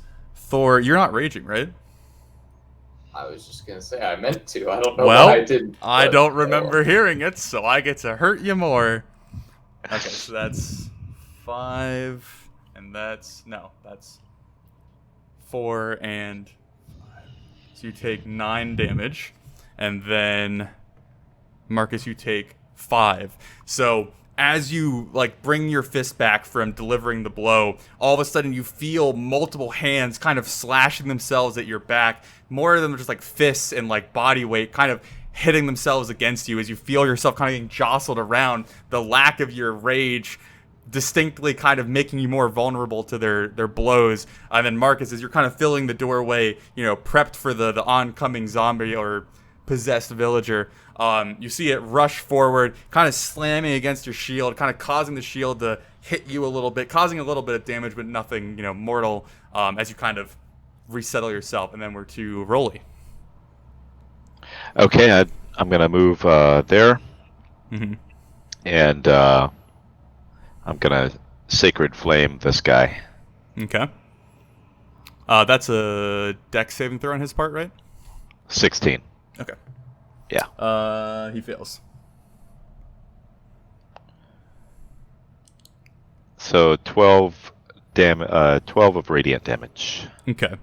So as the villager's kind of crawling itself over your shield, Marcus, you see a blast of radiant flame kind of coming over your shoulder and kind of encasing the top of the villager, kind of searing up its face and kind of on shoulder and its chest. And it kind of flinches away from it, seeming to actually show pain from this attack versus the punches you see Thor delivered. And it kind of itches itself and kind of pulls an arm back to try and cover as much as it can. It doesn't make any sort of noise, but it definitely visually shows that it is not enjoying being set alight. So, Rolly, anything else? No, that's it. Okay, we're down to Jarek. Okay, so that's not great to hear. Let me double check the radius on this real quick. 20 foot diameter, I guess. Okay. Yeah.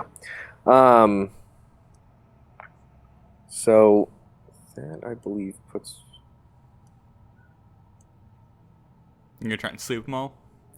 Yeah. Mhm. I'm gonna go ahead and. How badly hurt does the one that attacked Marcus look? Hard to tell because it's not showing the traditional signs of injury or pain. It's certainly not enjoying what it's receiving right now, but it's difficult for you to discern exactly how weak it is.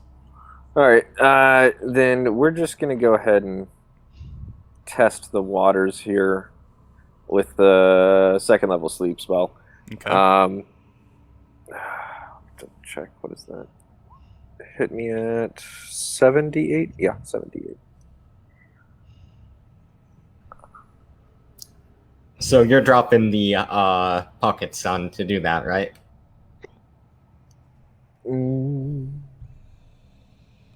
Yeah, because you have to use your hands, correct, for that? And material component. Yeah. Then yeah. I mean, you can kinda just let drop it go on the and- ground, yeah. Throw out my sand, and let me see if I can remember how to do. You should 78 fashion this a time. hat to put the pocket sun on. Like a miner's helmet.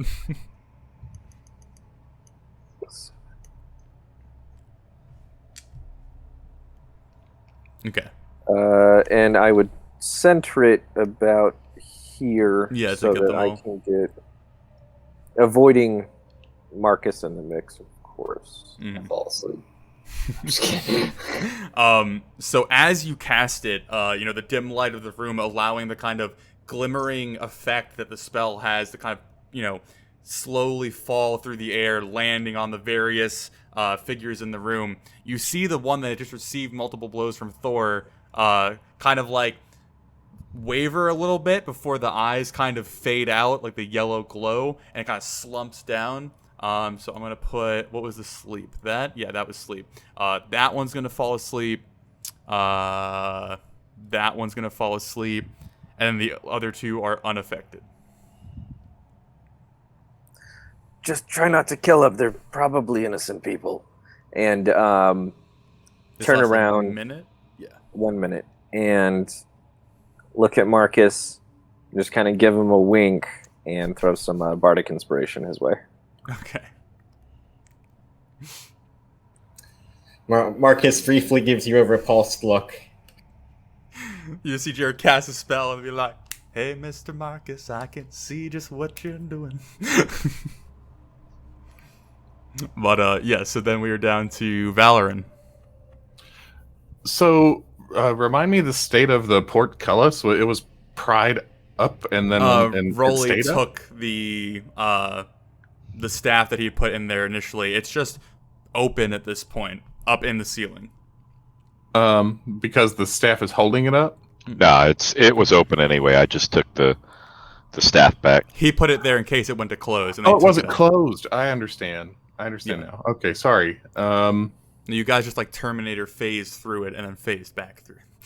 What I thought you used the staff to like pry it up. But No. It was already up. It was an insurance policy, and I canceled it. I gotcha. All right. For the time being, I feel like I need to move here and ready a melee attack for someone to enter my range, Okay. and that's it. Okay. Then I guess we're down to Marcus. Let me Okay, provide- so right there. Yeah. these things aren't really, or haven't conveyed any sort of reaction to the light, right? They almost completely disregard it. Yeah, seemingly the light doesn't affect them. It mostly is kind of reacting off of the sound it hears. And so the one in front of you Got it. and the one in front of Thor have both lost the glow and have kind of slumped and fallen to the floor.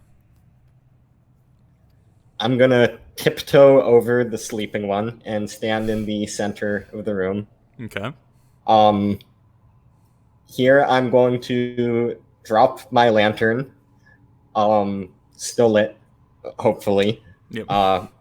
and then use my item interaction to draw my silvered sword. Okay. I would like to, using non-lethal damage, strike at the villager in front of me. So I Okay. guess I would either be holding it like blade-handed and smacking with the like hilt, Mhm. or I would just be like smacking with the flat of my blade or something. Gotcha. Okay. So as you step forward and place your lantern down, drawing out your sword, go ahead and do an attack roll.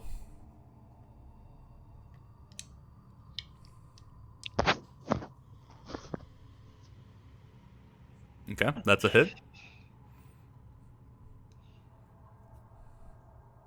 Okay, and it's one-handed. Okay, so as you draw your sword out and I guess smack it with the flat of the blade, kind of hitting it in the back of the head. Oh, I guess you would have gotten flanking, but anyway, hitting it in the back of the head as it's still kind of like trying to manhandle Thor to the best of its ability. You see the head kind of move forward with the blow, but the head kind of comes back to where it originally was again, showing no reaction to the damage. All right, then I will smack it again. Okay. You get advantage because you're flanking. Okay. Yeah, if you wanted to roll the first one again and see you got a critical, you can do that. Sure.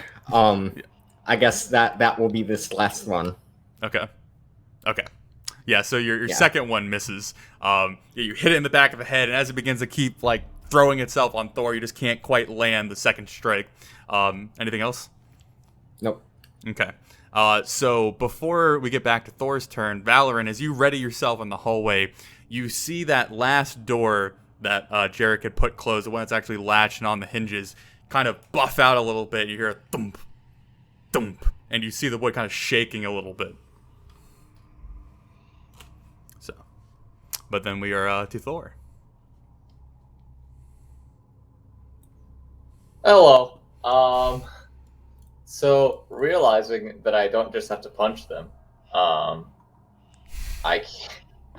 will take a lesson from Marcus, and I will draw my sword, double-headed Sam's sword, and I will first of all rage. There you go.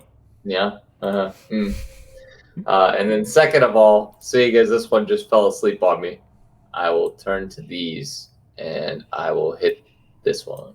Okay. Watch out. That is a hit. Watch out. Okay. +2, so that's 13. Okay. And then it's not down, right? No. I'm hitting it again. Okay. That's a hit. All right. That's Okay. 9. So as this begins to like claw at your back, you know, the hand kind of coming down and like thumping you on the back and kind of shoving its weight into you, you turn around, kind of using your shield to push it off just a little bit before you pommel strike it with like the hand covering of the rapier twice in the face. You see it flex back, and as the second strike hits, you see the yellow light kind of glimmer for a little bit before fading, and the townsperson kind of slumping away off of your shield and collapsing on the floor. Marcus, I didn't kill him, right? I'm busy right now, Thor. And that was more just like an in the air question. That's the end of my turn. Okay. So, let me go ahead and put that there. So then that is Rolly's turn now. Okay. I'm gonna move here, and there, and this is the only one that's remaining up right now. Yeah, and he has received a blow to the back of the head from Marcus. Okay, so who's he currently engaged with? He is striking at Thor currently. Okay, so I'll get flanking from behind him with my warhammer. Mm-hmm. All right, and I will do the same thing. I'll aim to incapacitate. Mm-hmm. And I'll drop my shield to the ground and I'll grasp the hammer with both hands. Okay. Actually, unequipping a shield takes an action. Oh. There you go. Oh. Well, all right then. I won't do that. Even though it's counterintuitive to just, like, let go as I'm grabbing that. But, hey. You got it. Sure. Then never mind. I'll just hit him with one hand. Mm-hmm.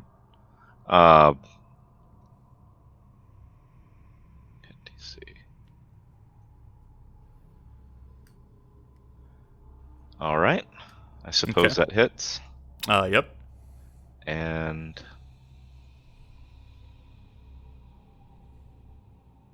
8. Okay. So as you it was 8 damage that you did, right, Marcus? I'm trying to remember. I think it was 8 or 9. I think it was 6. It was 6. Thank you. Yeah, it was 6. I can just scroll up. I don't know why I asked. But okay. Yeah, so as you run up Rolly, kind of getting into the fray, you smack it again on the back of the head. Again, the head kind of bobbing down a little bit, but seemingly still up as it continues to kind of claw and throw itself at Thor. It is now going to go because I forgot its initiative, unless you have something else, Rolly. No, that's it. Okay. So as it's being berated on by Marcus and Rolly, it begins to like whip around, losing its attention on Thor as it's going to lash out at you, Rolly. Your AC is what, 18, 19? 18. Okay. It misses. Okay. So now, Jarek, it's your turn again. Can I use my reaction on that? Oh, because it attacked and it's within your sentinel range? Yeah. Yeah. Okay. I'll just see if I can knock this thing out real quick. Okay, that's a hit. Okay, and then 8. Okay. So yeah, as it whips around and goes to lash out at Rolly, his shield blocking it. Thankfully, he didn't drop it. You see Thor just ram his fist into the back of the head, this time sending it crumpled to the floor as the eyes flicker. Oh god, that didn't kill that one too. Thor, don't kill anyone. I'm trying not to. And then again, Valorant, you would hear the door thumping as it's all going on. But right now, it's kind of a grace period. You guys can do what you want right now. Is this room just as empty as it looks like? There's small bits of like broken, rotten furniture. Maybe what at some point resembled a bed here and there, but at this point, the room's basically just full of like wood chips, scraps of cloth. Nothing that's really useful. It basically is kind of empty. Okay. Are we out of combat movement? Yeah, like for the moment, all the hostiles are taken care of. There is the continual thumping of the door that Valorant is at. Yeah, I'm gonna move to the door and brace it. Did it open toward me or? It opens inward. Oh, well, Yeah, that doesn't help me. Well, I guess I'll just stand at the door. Guys, get this door back on. Those folks are only going to be asleep for a minute. So we went in and fought them, put them all to sleep, and now we're going back to where we started. I mean, you learned some valuable information. Nathan, may I share what it means to knock a creature out, since it seems to be a new concept? Go for it. Just there was been some confusion.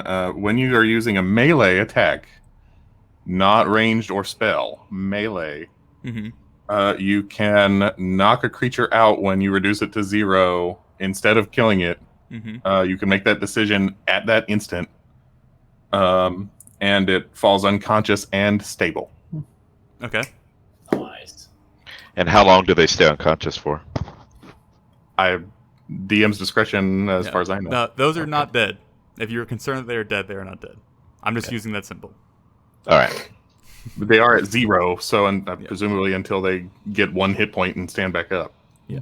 Well, only the 2 of them, because the other 2 are asleep. Yeah, I don't really know how you would do that. If you could like make sure that you knock them out without killing them. You can just go smash their heads until they start breathing a little more deeply. Well, if they receive damage, they wake up. So if you don't knock them out in one strike, then they would wake back up.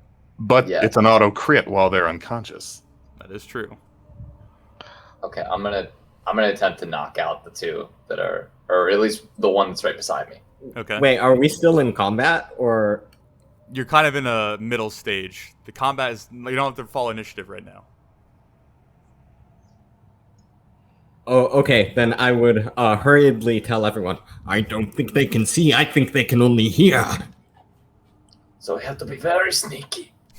No, Thor, you aren't thinking. I have a plan. Okay, we'll go. Marcus is just gonna start running down the hallway with the friends and banging his sword on his shield. Okay, running down which hallway? The main hallway? No, the one with all the yellow eyes and whatnot. Over here? This one, yeah. Okay. So you're That's a gonna plan. Don't stop him. He's on a roll. No, God. So you are running down the hallway entirely, or are you just standing at the hallway? I'm trying to get the attention of all of the creatures. Okay, so I'm going to move you there, because I'm trying to make sure I understand where you're at. That's where you're going? And then banging your shield to make noise? Yep, and also just yelling to everyone, no one make a sound! Ah! Okay, so let me figure out where everyone else is currently. Valorant, you're holding the door closed, Right. as far as I'm aware. Brace against it, yeah. Brace against it. You guys are all out in the hallway at this point? I was gonna try to knock out the 2. Okay. Do that real quick while Marcus is doing his parade. You don't have to, so just roll damage, I guess, and then it auto crits. Okay.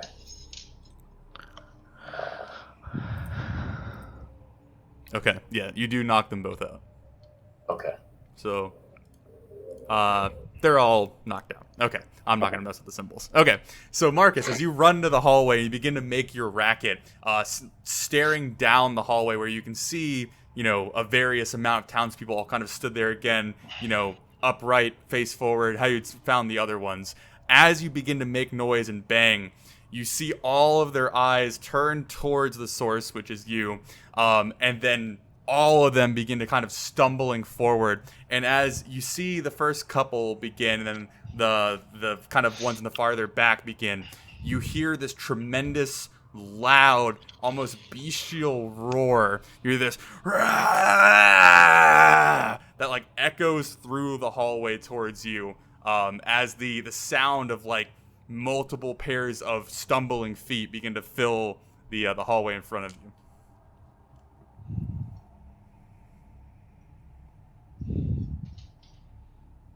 For reference, I'm holding the pocket sun again.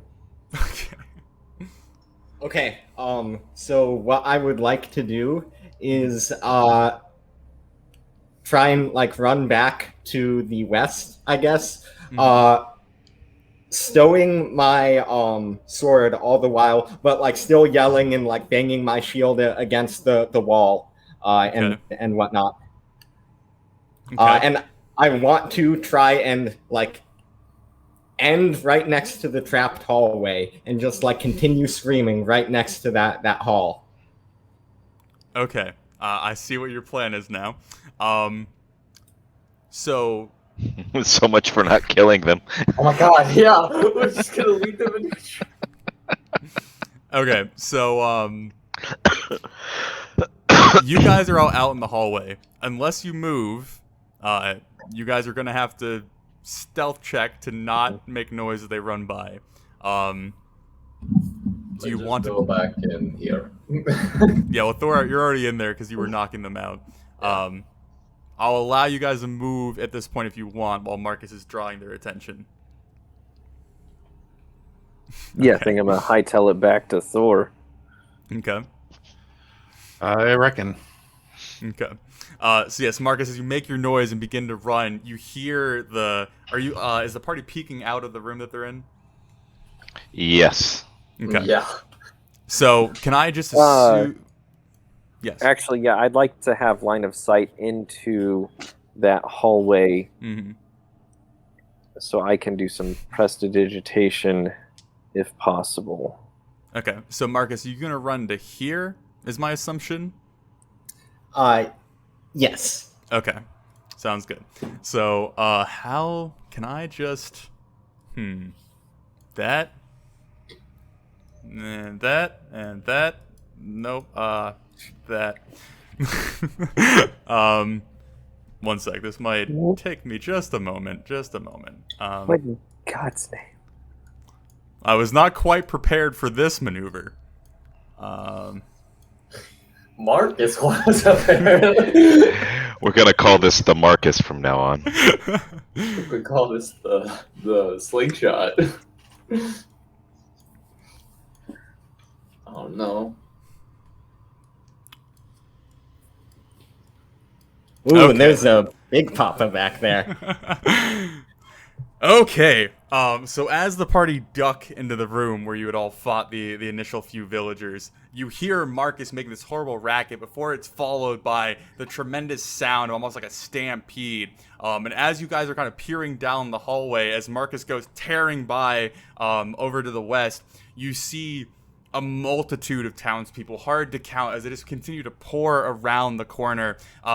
Children, women, men, older men, just a huge variety of individuals as they come storming down the hallway. And as, the main group of them come around the corner, you hear this tremendous thundering, ba-dum, ba-dum, ba-dum, ba-dum, before as you're staring down the end of the hallway, coming around the corner, what appears to be this concoction of flesh in a rather large humanoid form, almost like twice the size of a gorilla, you would think.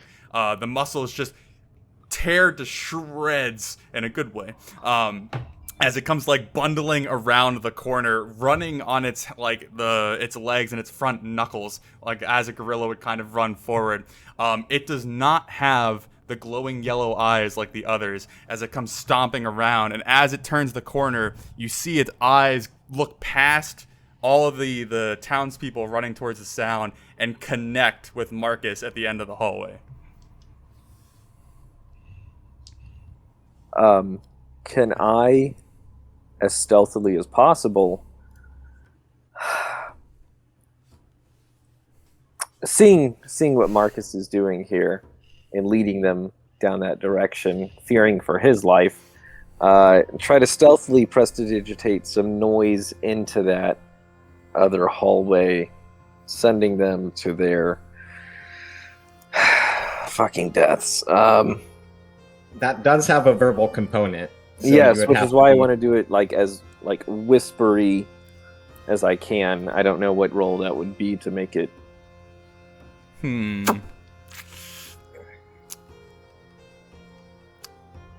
I'll tell you that if you do it, the likelihood of at least a couple of them hearing you and changing their direction is high.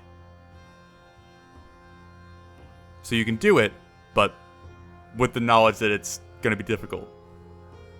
Because there's no guarantee they'll go down the hallway. And the thing doesn't look at me with the giant glowing orb, just looks at him. I mean, right now it's looking at Marcus, yes. Okay. Because you're kind of in the room. Oh, Jesus. No. Okay, fine. I'll hold off. I'll hold off. Fuck. So, I Can guess... I throw something? Sure.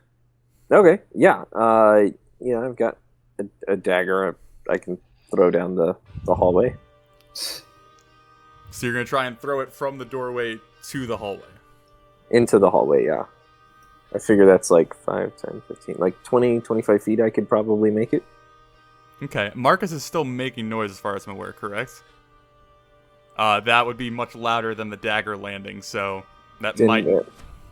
Ignore me. Okay. I got nothing. So at this point, I think going back to initiative order is best. Starting with Marcus at the bottom, because you're the one leading the activity.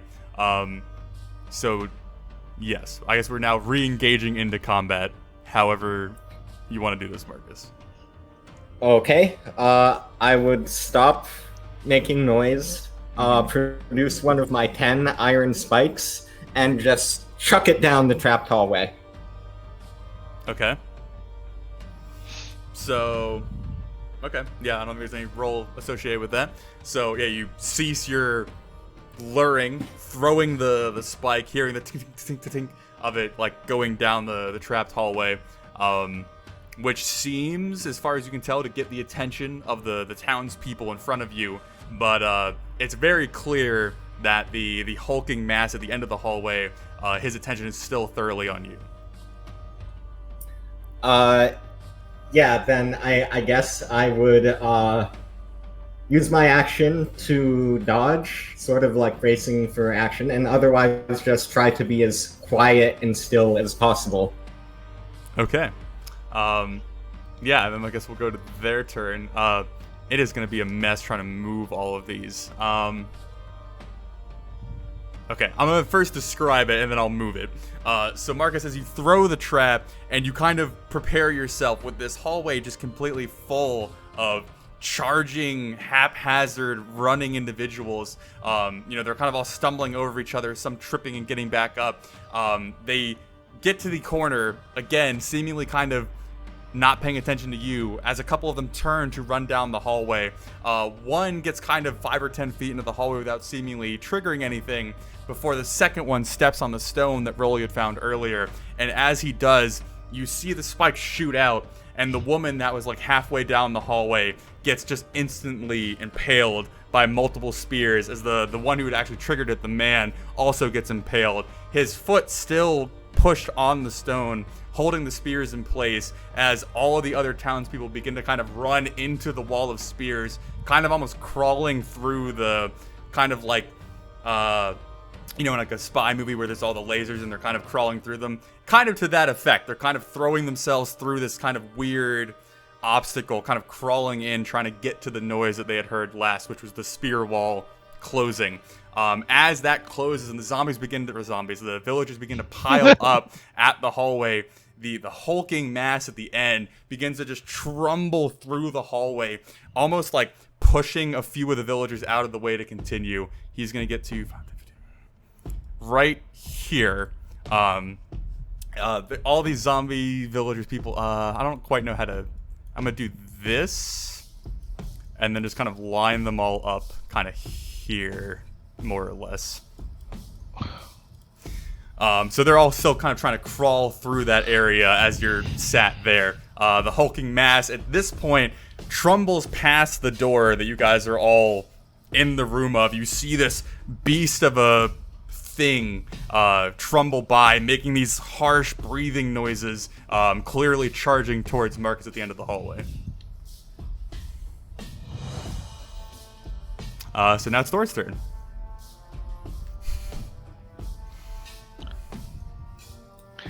Okay.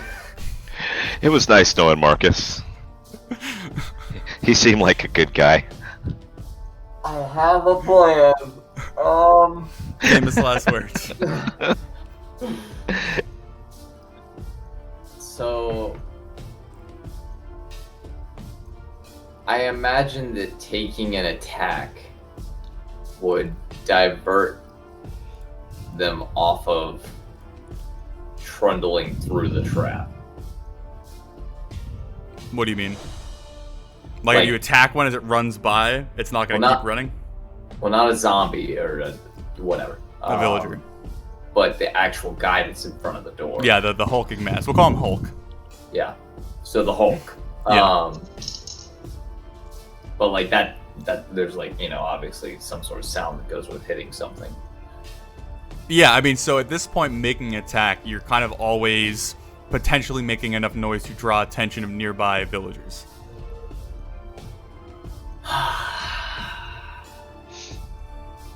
I think I'm gonna hold my action. I know I can't really hold my movement, but I'm gonna hold my action to I may move here to then attack something that attacks JD. I'll just hold like a melee. Can I hold like 2 attacks if I choose the attack option? I think you can just hold 1. Am I incorrect? Spencer? I'm not quite sure about that. You can only hold 1 action, right? Yeah. You use an action to declare a ready action, and then you can hold a melee attack. It can't be like your attack action and everything. You can say you're going to attack. You can say you're going to cast a spell that casts an action. Yeah. So you can't multi-attack with the ready. Yeah. Gotcha. Correct. That's fine. And am I still raging? I don't know how long that took. This has not taken very long. It's maybe been like 20 seconds. So you're probably fine, right? If you go a turn without taking damage or attacking, then it would dissipate. I just remember that at some point that changes when you get to some level, so I just didn't know if they're not. Continuing. I'm not there. Okay, so you're no longer raging at this point. Okay, I was gonna say because I did attack, I did knock out the 2, but I imagine I didn't know the time sequence of that, so. Yeah, you're probably still out of the rage. Yeah. Okay. Then I'll hold it for now. Okay. And then Rolly, up to you. Oh boy.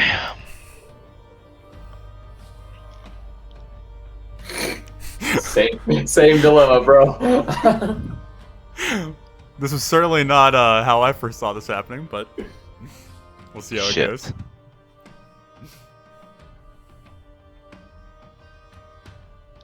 I don't know. I mean, that just looks ridiculous. So,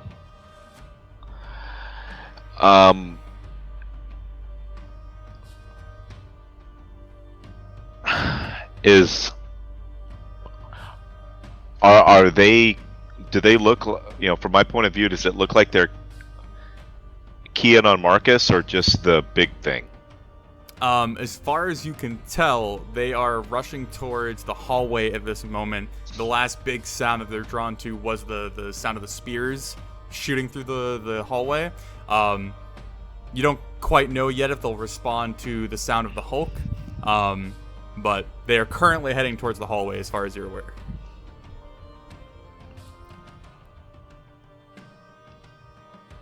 Yeah. How does hold action work with like Sacred Flame? You would put like a prerequisite, like I will cast Sacred Flame when this happens. Okay. I will cast Sacred Flame on the big boy when he engages with Marcus. Otherwise, I'm gonna remain quiet. Okay. So yeah, Jarek, you got a sleep spell for this one? You're hilarious. Okay, the hallway of spikes and innocent villager death. Have the spikes retreated, or are they still just? No, they are pushed through because there is a villager still pushing down the stone that triggered it. Okay, with all those bodies there, am I able to see the foot? I'm gonna go no. There's quite a few individuals between you and that. Okay. I have line of sight over here. God, this is... And any type of attack is likely going to get some attention. Potentially, yes. Okay, can I try and cast a spell quietly? Yes, but again, it would be very difficult to do that without drawing any attention, but you can try. And to be clear, I'm in the threatened area of like 17 people, right? That's... Well, you're in the doorway, so only so many people can reach you at any given moment. Yeah, but if I pull back, I'm going to get smacked like a... Jesus fucking Christ. Okay, We're in the Alamo right now. yeah, I don't know how to do this without... Then don't. Alright, I'm going to ready an action. I'm going to ready a casting of Dissonant Whispers Okay. at 2nd level. As soon as Big Boy over there gets to about here. I can't see where Marcus is, so I don't know where he is, but I know he's down that He's direction. right next to the hallway around the corner. Yeah, well, but like visually, I wouldn't be able to see him. So as soon as Big Boy gets about right there, Mm-hmm. I'd like to go ahead and cast Dissonant Whispers, unless I can move a little bit without opportunity attacks, but I don't think that's an option. Well, they're not aware of your presence, so I would say you probably could, but you'd have to do a stealth roll to move without making noise. I'll leave it like this for now. That's Okay, so Thor, you will hit something if it attacks Jarek. Rolly, you are holding Sacred Flame for what? I forgot what the prerequisite was. If Marcus. the big thing attacks Marcus. And then Jarek, you are holding it for when it gets about 5 or 10 more feet. right. Okay, so now we're to Valoran. Oh God. So, I wish I had opportunity to consult with everybody, but I just don't. I'm going to move to this corner. And I Cow. still have line of sight on the big boy. Uh-huh. I am going to use my bonus action to cast Compelled Duel. It does have a verbal component, but I'm not screaming it. It's just moves to the corner and just sort of mutters, "Come before me and be cleansed." So what is Compelled Duel? Like, give me the mechanics of that. He has a DC 16 Wisdom save. I attempt to compel a creature into a duel. One creature that I can see within range must make a wisdom save. On a failed save, the creature is drawn to me, compelled by my divine demand for the duration, which is up to a minute. It has disadvantage on attacks made against anybody not me, and must make a wisdom saving throw each time it attempts to move to a space that is more than 30 feet away from me. If it succeeds on the throw, the spell doesn't restrict the target's movement for that turn. It ends if I attack any other creatures myself, or if I target any other creatures with a spell. Okay. Or if a creature friendly to me damages the target or casts a harmful spell on it, or if I move more than 30 feet. It's got restrictions, but... Okay. So how I'm going to manage this is, for that spell to affect the verbal component, it would have to hear it. So you have to be at least that loud so that it can hear it and have the spell effect. So you're potentially maybe drawing in the villagers kind of directly around it, but not like all of them. But as you step into the corner and cast the spell, you see the hulking mass that was charging through the across the door frame pause, kind of like drifting slightly on its knuckles as it kind of grounds to a halt. And Thor, Jarek, and Rolly, as you're all stationed in front of the door looking at it, you see its eyes kind of crane, turning, peering past you guys at Valoran over in the corner, and you see it try to rush forward, but its shoulders get caught in the door frame as it bangs its body forward, its head coming, directly in front of yours, Jarek, as it can't quite get through the door frame, and it's like clawing itself to try and get forward, its eyes locked completely on Valoran. And with my remaining action, I will dodge. Okay. Let's go with Deception. Just to see how well you could manage your voice. Okay. So as the Hulk turns and kind of rams himself into the doorway, you three at the door see two of the villagers in front of you, one a small girl, one an elderly woman. Both of their eyes turn, staring into the dark room, or the room you are in, as they shift their attention. Okay. Why are you so evil? Jesus. I told you there were children. So now we are to Marcus. So I can see that one of them is sort of stuck on the triggering stone, right? Mm-hmm. Yes. Okay. I want to produce another iron spike, and instead of just like whipping it like a football, I'm gonna like sort of like spin toss it so that it like clangs and clatters against a bunch of stuff, hopefully, and just like do that like medium length down the hallway. I want to try and catch the attention of the stuck one, but not necessarily like get them to come back out the wrong way. Well, the stuck one is dead. Oh, is it? Yeah, both of the villagers in there are dead.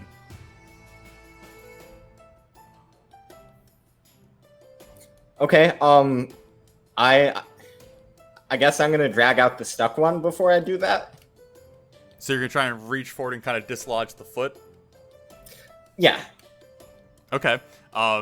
That's pretty easily done. It's only, 5 feet into the hallway. So you reach forward and you grab the lifeless limb of one of the men and kind of yank the leg out of the stone, the pressure letting it come up a little bit as the spears go sliding back into their holes. The bodies attached to them kind of being pushed out like a kebab that you like kind of throw all the stuff off of.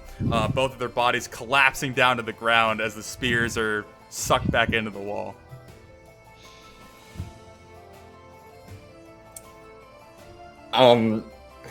Thank you for that. Yeah, just gonna continue throwing my spike down the hallway if possible. Okay. So yeah, you make some more noise down the hallway. And anything else you need to do for your turn?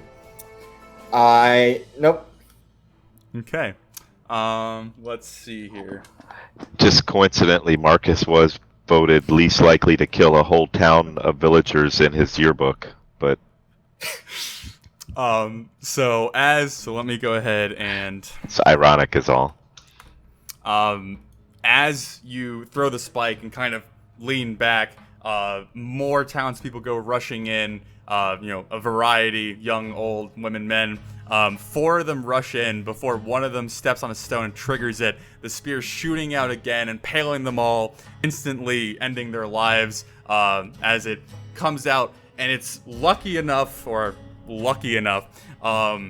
that the spear pushes them off of the stone, allowing it to retract again as more townspeople rush in. Only 2 getting in this time before it is triggered, and again this time the pile of bodies building up in the hallway has now piled up to the extent that is pushing the stone down, causing the spears to be pushed out.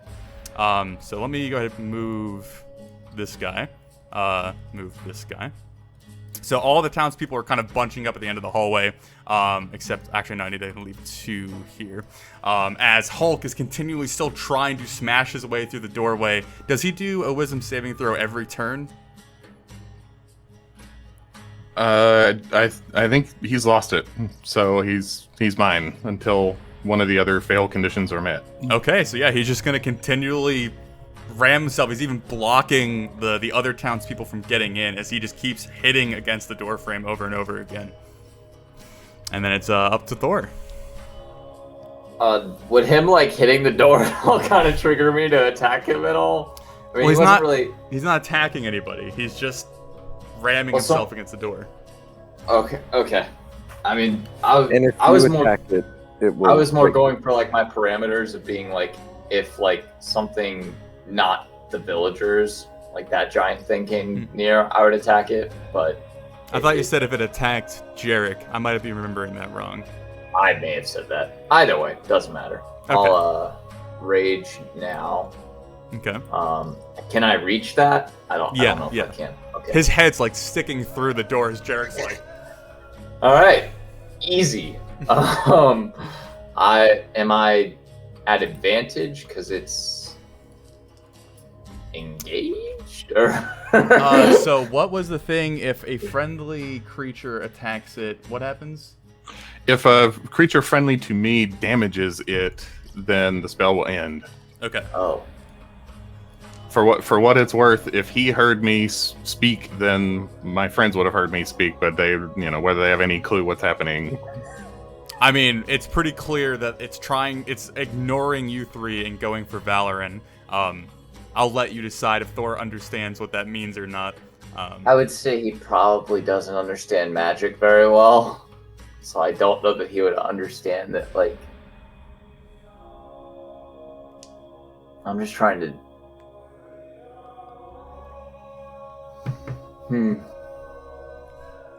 I don't know. Let's see. Insight check?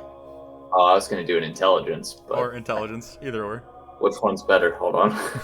We'll say above 10 you know, below 10 you don't.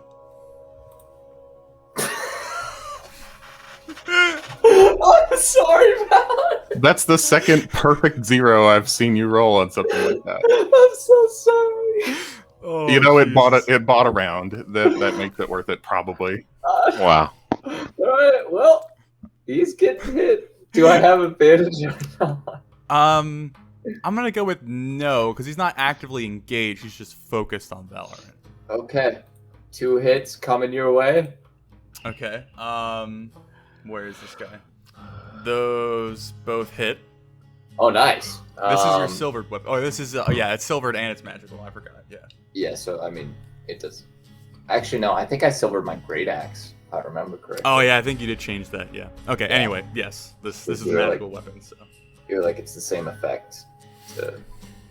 So 9 and 10. Okay.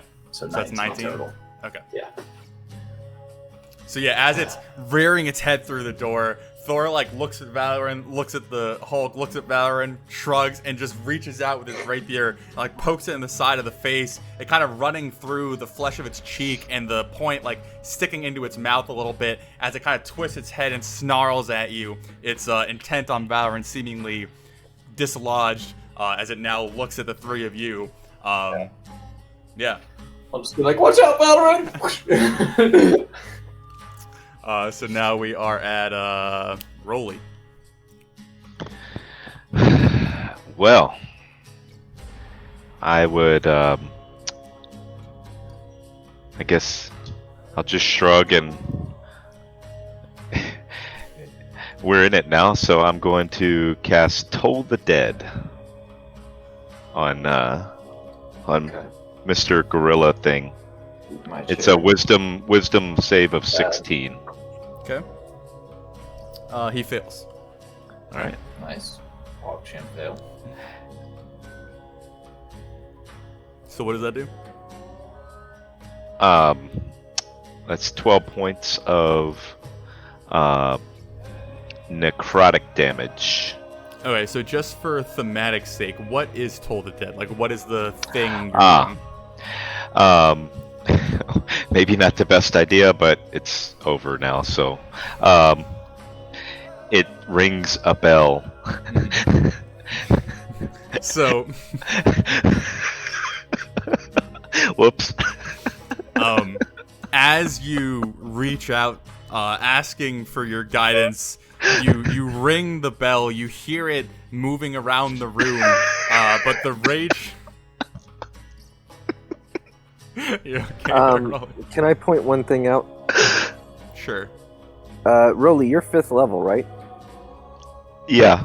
Did you roll it with 2d12 or 1d12? 2d12. I rolled an Okay. 11 and a 1. Oh, okay, gotcha. And it's, yeah, so. But as the ringing goes around the room, Hulk seems to not even acknowledge it as his own screaming and intent blocks out the damage from it. Shit.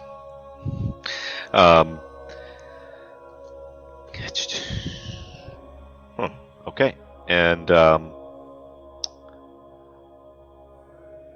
yeah, I'm gonna just end my turn there. Okay. So now, Jarek. Does it take an action to shit my pants, or is that something I can do for free? That's a bonus action. Okay. So, I mean, I feel like that would be very appropriate. I'll just go ahead and let out a silent scream. Scream in my mind. I'll scream in my mind. And using my terrified whimpers, cast some dissonant whispers on this guy. Okay. At 2nd level. Wisdom saving throw of 14, please. He fails. That's great to know. 2nd level, 6, so I'm doing 46.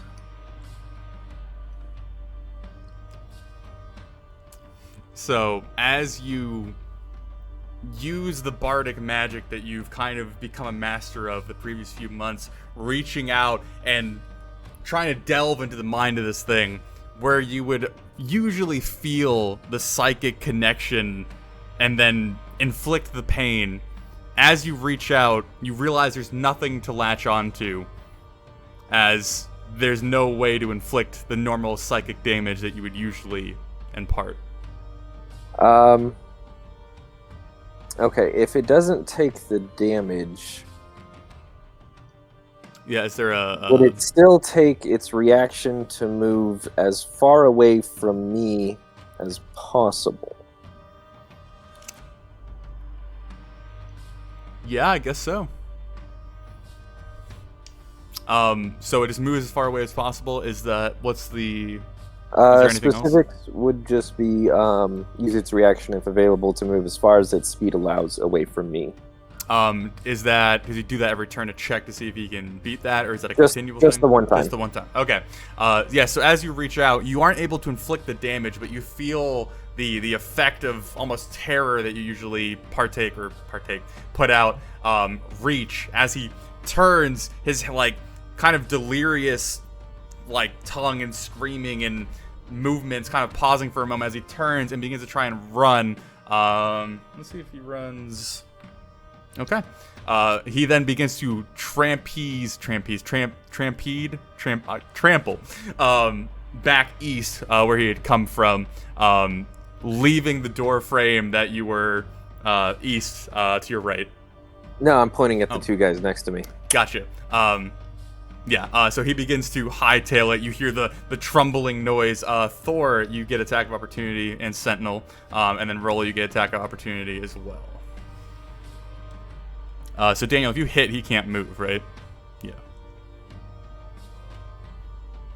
That is a hit. So he is still at the door. Okay.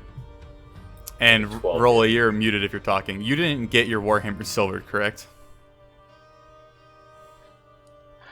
No, I did not. Okay. So that's a hit, Rolla. Okay, and let's see.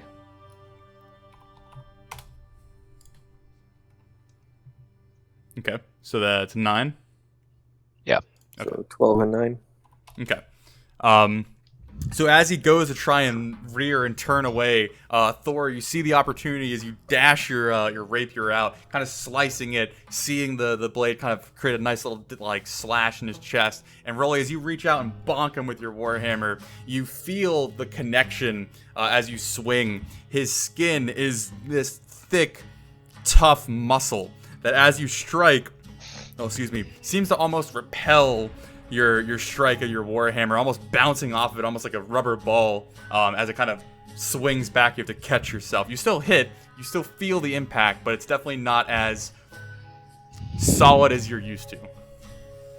And then I'm gonna move back. And it used its reaction, so it should be good. And just to keep it fair, do I take any other opportunity attacks? No, they're not in the door yet. They're still kind of blocked by him. Yeah, Okay. the little girl nibbles at your heels. I'm so sorry. Alright, And that ends so... it for Jared. Alright, Valoran, your turn. All right.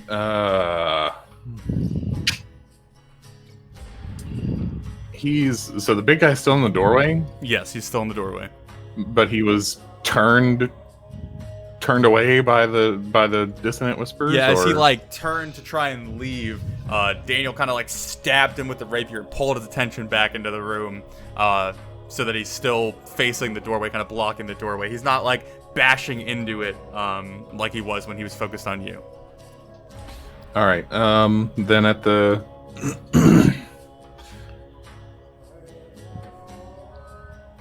I am just going to move into the spot that Jarek just left and take the dodge action once again. Okay. Just block the doorway, shield up, Okay. and wait. Got you. Down to Marcus. Okay, so you said the bodies were sort of piling up near the trigger switch. Yeah.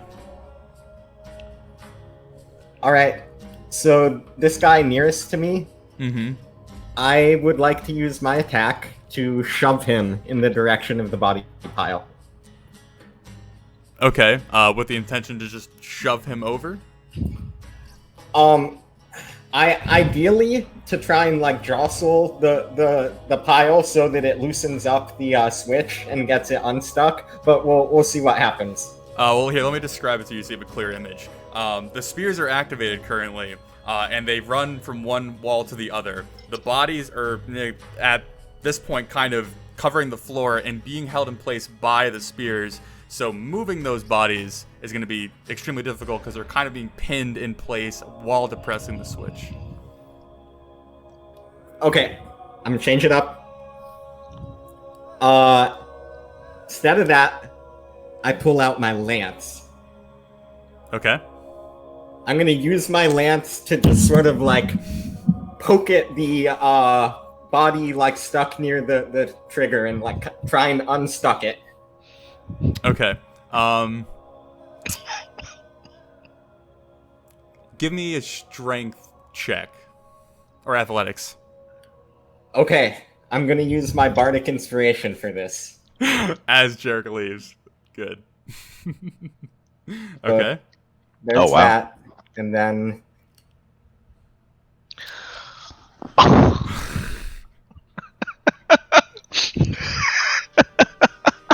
How's the 31 looking? Literally everything is going right to murder the most amount of people possible.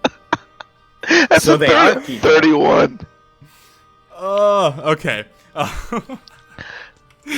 So, as you pull your lance out, feeling the inspiring nature of Jarek's glance from earlier, you position it in the crook of your arm and throw your body weight against it as you're able to separate the lower section of the man depressing the switch from his torso, kind of half breaking his spine to push the legs further to allow the switch to rise up. The spears pulling out as the townspeople that were crawling through the spears to try and get further are kind of thrown on the ground, their weight coming down the switch, which then shoves the spears out again, impaling 3 or 4 more townspeople. Again, more bodies piling up on the switch.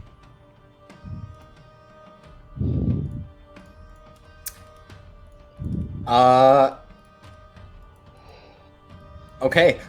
So was that like an action, or did that count as an attack? Or Yeah, I'm gonna what say happened? action. All right. Well, I'm gonna use my action. No, I'm gonna end my turn. Okay. The butcher, a butcher's hole. Oh, okay. So we're at the townspeople's turn, which, Jesus Christ. Okay. So as we come back around to their turn, the Hulk in the doorway, now having kind of come out of the inspired duel, finally having a bit of freedom to himself, is going to turn, reach down, and pick up the possessed child and hurl it into the room. Valoran, you have the option to stand in front of this because he's throwing it at Jarek. I didn't kill that one, for the record.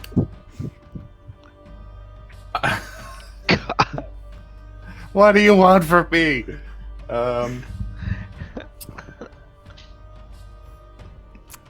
You know what? No. My goal is to block the doorway, not block the kid. Okay.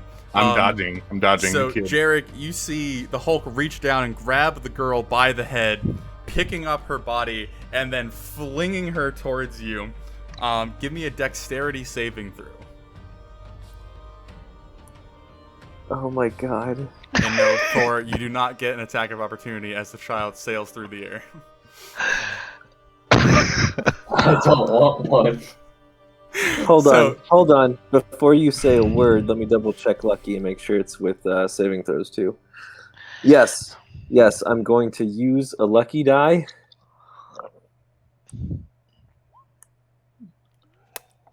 Okay. So as you look back and try and gather the scene in front of you, you see the basically not reacting girl being flung through the room, come sailing towards you as you kind of sidestep, and the girl hits the ground and kind of skids across the stonework, hitting the wall behind. Oop, grabbed the wrong one. Hitting the wall behind you, beginning to start stumbling herself up as you avoid that hit. And then the Hulk is going to strike out at Valoran. What is your AC, sir? You're using dodge as well, so it gets disadvantage. Yeah, and it's 19. 19. Okay. It misses. So as it's trying to reach its hands and trying to grab you in any sort of way, you kind of just dodging from side to side, kind of swatting away its massive paw-like hands. It cannot get a hold of you or get a strike on you. As we now come to Thor's turn. Okay. Well, this fight is weird. So I can't see because of the way that light works, but is this the Hulk? Yes, yeah. Okay. Can I technically see Yeah, him? you can see him. Okay. Because I physically cannot see him. So I will just go ahead and attack him. Jarek, you look so emotionally damaged. And do I get advantage because he's engaged with Yes, Valoran? you would. Yeah. So let me just boop, boop. Okay, so both hits, one critical. Okay, so that's 12. Mm-hmm. And then this one is, let's see, 14 plus 7, so 21. Yes. So what is that total? That's 32? Yes. Okay. So as his hands are kind of like clawing their way into the room, trying to get to Valoran, it gives you the perfect opportunity to just begin slicing at his forearms, leaving long gashes across his flesh as he kind of pulls his hands back after you've delivered 2 devastating blows. It was 32 total? Yeah. 33. 33? Okay. Yes. Okay. So 21 plus 20. So is that anything else you got? I am just so full of bonus actions. No, that's all I have. Alright. Rolly, we're to you, sir. Okay. Just going down my Rolodex of. I really don't feel like I need to burn any big spells on this guy right now because he's been kind of ineffectual. So I'm gonna hit him with another Sacred Flame. Okay. Dex of 16 for that guy. He fails. All right.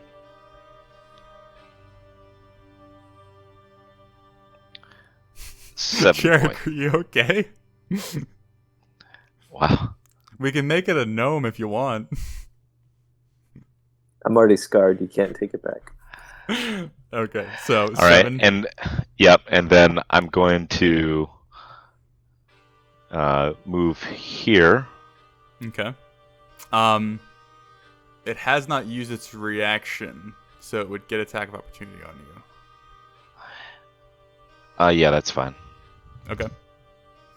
So as you blast the sacred flame at him, you see the flames kind of licking up around his face, kind of leaving small burn marks on his skin. You got to step away, and one of the arms that was lashing out towards Valor and kind of whips to the side, attempting to strike you as you move. AC is 18? Yeah. And he misses. And then that's the end of my turn. Okay. Jarek? Okay, so I have a bruised and bloody little girl behind me, right? Mm-hmm.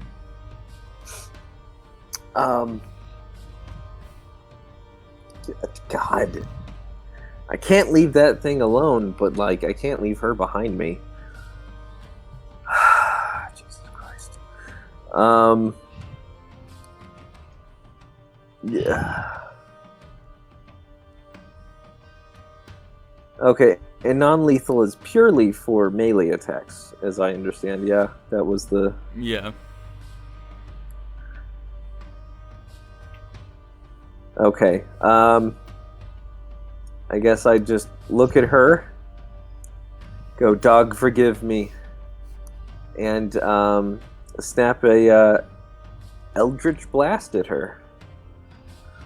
And just see if Okay. I can maybe knock her down. Something, whatever I can possibly do. Okay, that hits. Oh God, please don't kill this girl. I don't think I get a choice, but... Okay. Yeah, not with 3. Yeah, no, okay, that's fine. So as the girl is starting to get her limbs under her and stand back up, you just blast a little energy into her face, kind of making her head whip to the side as she continues to try and get back up. And turn around to Valor and call out over my shoulder and be like, "Don't take this the wrong way, but the armor makes your butt look good," and give him some bardic inspiration. Fit in the mood? Okay.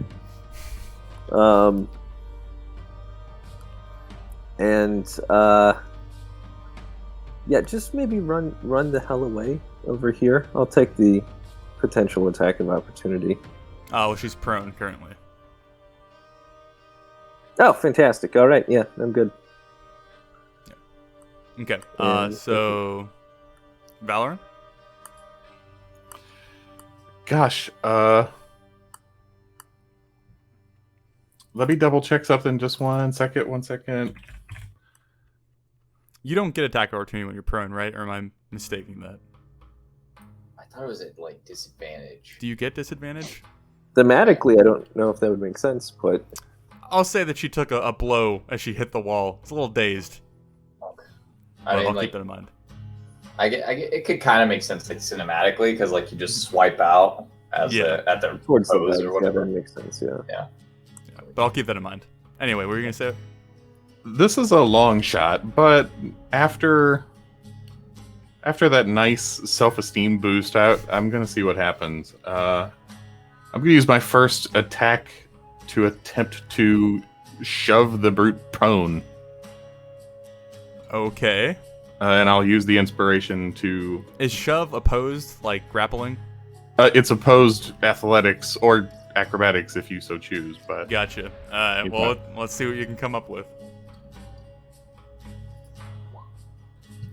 And how much is the Bard inspiration? Should be 1d6. I don't think I've hit a d8 yet. Yeah. Ooh. 21. Watch him roll a 1. We'll see. No. So as you take the small amount of joy that fills you from Jarek's compliment and try and push it into your shove, as you reach out, you meet the Hulk's hand as he just kind of holds you in place as you throw your weight behind him, and you see him budge back a little bit, but certainly not to the extent that you can shove him backwards.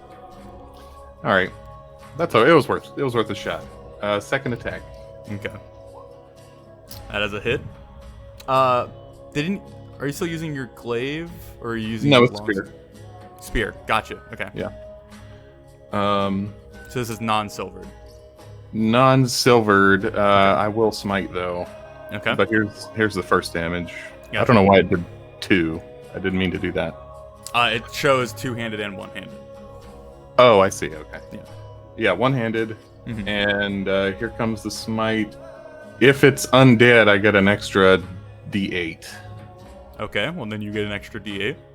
Okay.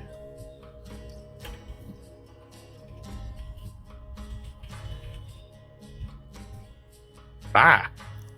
And so there's the spear damage, and then your smite is radiant damage as well. That's correct. Okay. So it's 6 piercing and 20 radiant. So. And then. Okay. Oh no. Oh, what did I just do? The syntax thing was me. No. I just accidentally deleted his health and replaced it with minus something. I think you mean I deleted it. No, that's correct. Yeah. We'll just go with whatever I was close to.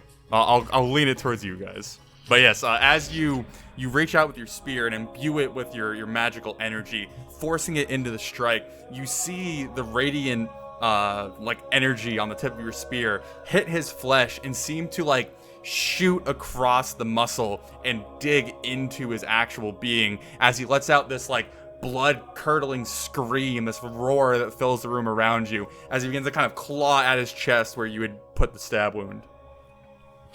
And for giggles, let's see if I can make this polearm bonus work. That is a hit. And may as well smite again while we're at it.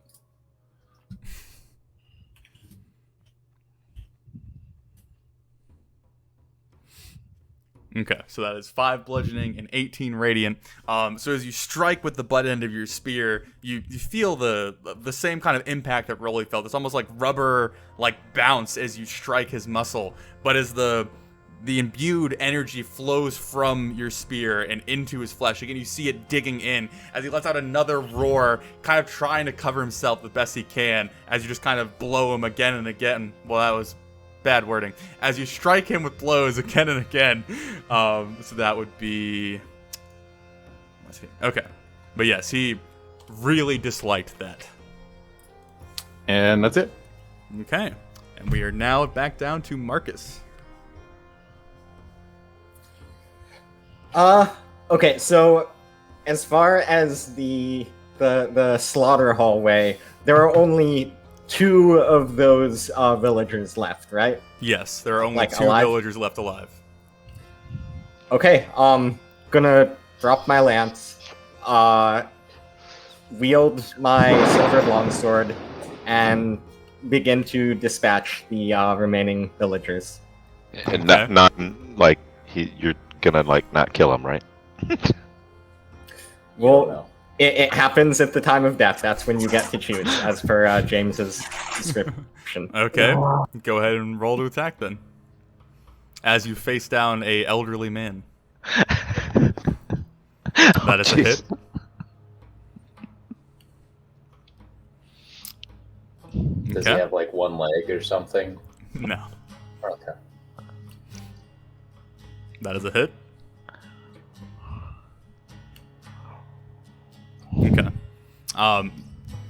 So for thematic purposes, how are you hitting this individual? Just sort of like smacking him with the flat of my blade. Okay. Yeah, so as the old man is still trying to make his way into the hallway, still kind of unaware of your presence, you walk up and just slap him on the side of the face, leaving this long red imprint of the size of your sword on his skin before you strike him again.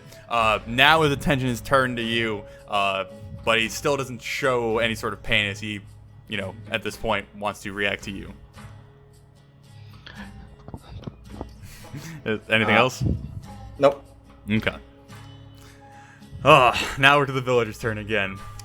So the little girl is going to stand up and then run behind Rolly, who is the closest, and attempt to strike you. 18 is your AC, correct? Yeah. Misses. The Hulk is going to grab the old woman beside him and attempt to throw her at Rolly. Valorant, again, you have the option to block this, or you can let it happen. I can't stand in the way of this. Okay. Thanks, man. Rolly, give me a dexterity saving throw. His aim hasn't been that great yet. Oh no, he's about to hit me. Let me make sure I have that right. How much bludgeoning damage can an improvised old woman weapon do? I mean, really. She's gonna Depends, get more than you. depends what part of her hits me. So, Rolly, as you feel this small hand beating against the back of you, hitting your armor and not doing anything to cause you any sort of pain, you turn to see what it is, and as you do, you feel a weight impact your front as you are tackled by this older woman, her hands immediately coming down to start beating on you. So you're technically prone, so it gets advantage. Misses. So you are both knocked prone. She's more or less grappling you at this point, wailing down at you, not getting through your armor as her weakened muscles don't seem to have enough strength to really make an impact. And then the Hulk is going to strike at Valorant once again. You do not have the dodge action this round, correct? Okay. That's right. Hey, he hits. Look at me go. Thor, you're gonna get an attack of opportunity, right? Yeah. Is he trying to move? No, he's hitting Valorant. I know, but I'm just making sure he's not gonna try to move. And you don't have anything to resist damage, correct? No, I don't think so. Okay, he's gonna do 15 damage to you. Okay. I guess. All right. Do I get this at advantage because he's or not be? I think the ruling we went on last time is yes, but it will happen both ways if ever the enemy has this on you as well. But yes, you do get advantage because he's technically engaged with Valorant. Okay, that is a hit. 12. Okay. Okay. So yeah, Valorant, as you watch this old woman fly through the air, kind of getting your attention, you feel a fist collide with the side of your face, sending your vision blurry for a second as this immense amount of pain kind of builds up, your eye flinching a little as you turn to see the Hulk kind of smirking at you, his fist bleeding ever so slightly from impacting with your armor. But yes, so you get a nice little blow to the side of the head. And now we are at Thor. Hey, what's up? How you doing? So Rolly is prone and grappled by an old lady and being attacked by the little girl. The Hulk just hit Valorant. How is Hulk looking? No way to tell. He's sliced up. He has a bunch of blows on him, and he looks damaged, but it's no way of telling because the fight in him is not dying down at all. Fair enough. Trying to impress or, just go off of what I saw but failed. Is there any way I can, I guess I can't move through that space? No. Okay, then never mind. I can't do that anyways. I was going to try to grapple him, but I don't know I had how a feeling. Yeah. So I guess I'll just hit him for Okay. now. Still at advantage. Those are my Yep, both hit. okay, 11 and 9, so 20. Okay. Yes, as it's kind of like having a small standoff with Valorant, you kind of stick your rapier out again and again, kind of jabbing him over and over again, causing more wounds to appear on his flesh. Okay. I would just say, I'm trying to, grapple him too, but you're just in the way. Okay. So now, Rolly, you are prone and grappled by an old woman. Okay, so what do I need to do to get up? Opposed athletics to break the grapple, and then stand up. I'll do that. Or Okay. try. She has a lot of fight in her. I swear to God, if I fail against... All those years ripping potatoes out of the ground. You do not break the grapple. Yeah. So was that my action? Yes. Oh, well, then that was my turn. Okay. Just another potato to her. Now, Why am I always the grappled one? Jarek. Okay. It's a tough one, guys. But radiant damage seems to be pretty, impactful. So we're gonna go ahead and throw out a guiding bolt at 2nd level.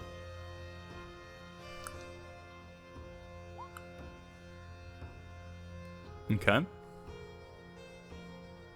That hits. And Are you hitting Hulk, or are you hitting... oh, I'm sorry. Well, yeah, I'm not gonna blast a little girl with a guiding bolt. God. Yeah, Hulk will go ahead and take a 5d6. Okay.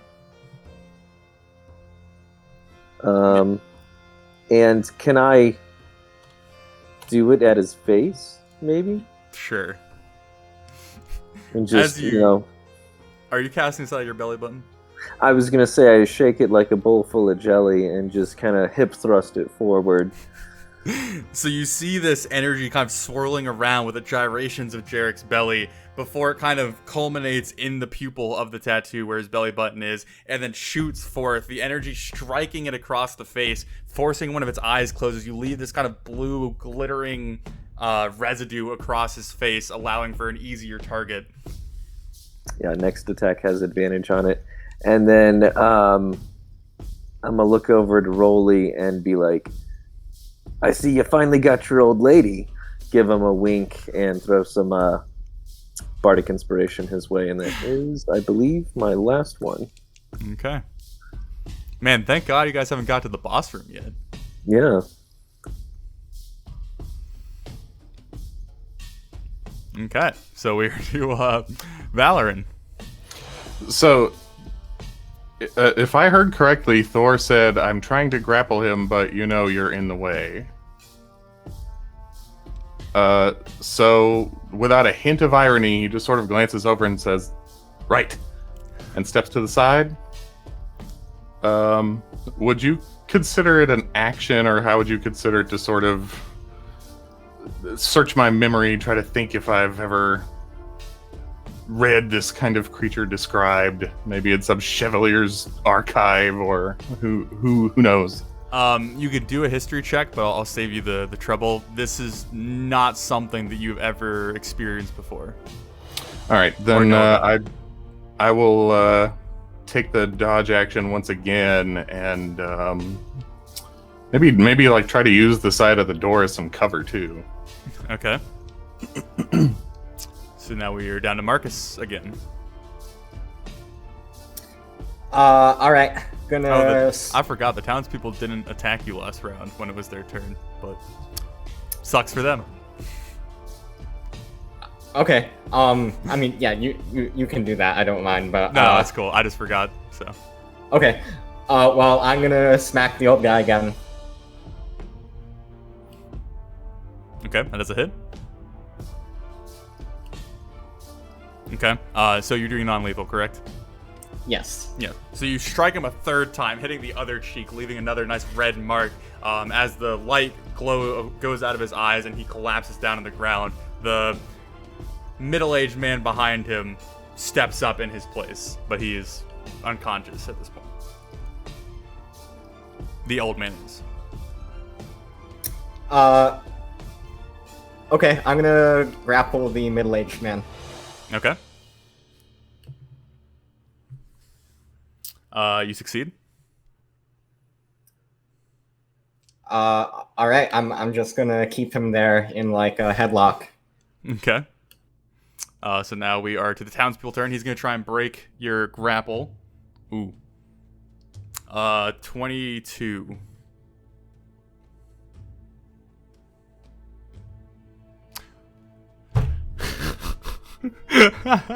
Okay. Yeah, he begins to like try and like buck his head back, trying to pull away, but you just hold him there. So I guess that's his turn. And then the Hulk is going to attempt to lash out at you, Thor, his most recent subject having moved away. Your AC is what? 17. He misses. And that's all he has. As the old lady is going to hit Rolly. Miss. The little girl is going to hit Rolly. And hit. Hey, look at me go. Ooh. Dealing. So you have resistance to bludgeoning, correct? You're muted. Yep. Resistance to piercing and slashing. Ah, bludgeoning is not. Okay, you take 8 points of damage as you're wrestling around with the granny. What is she, a fucking...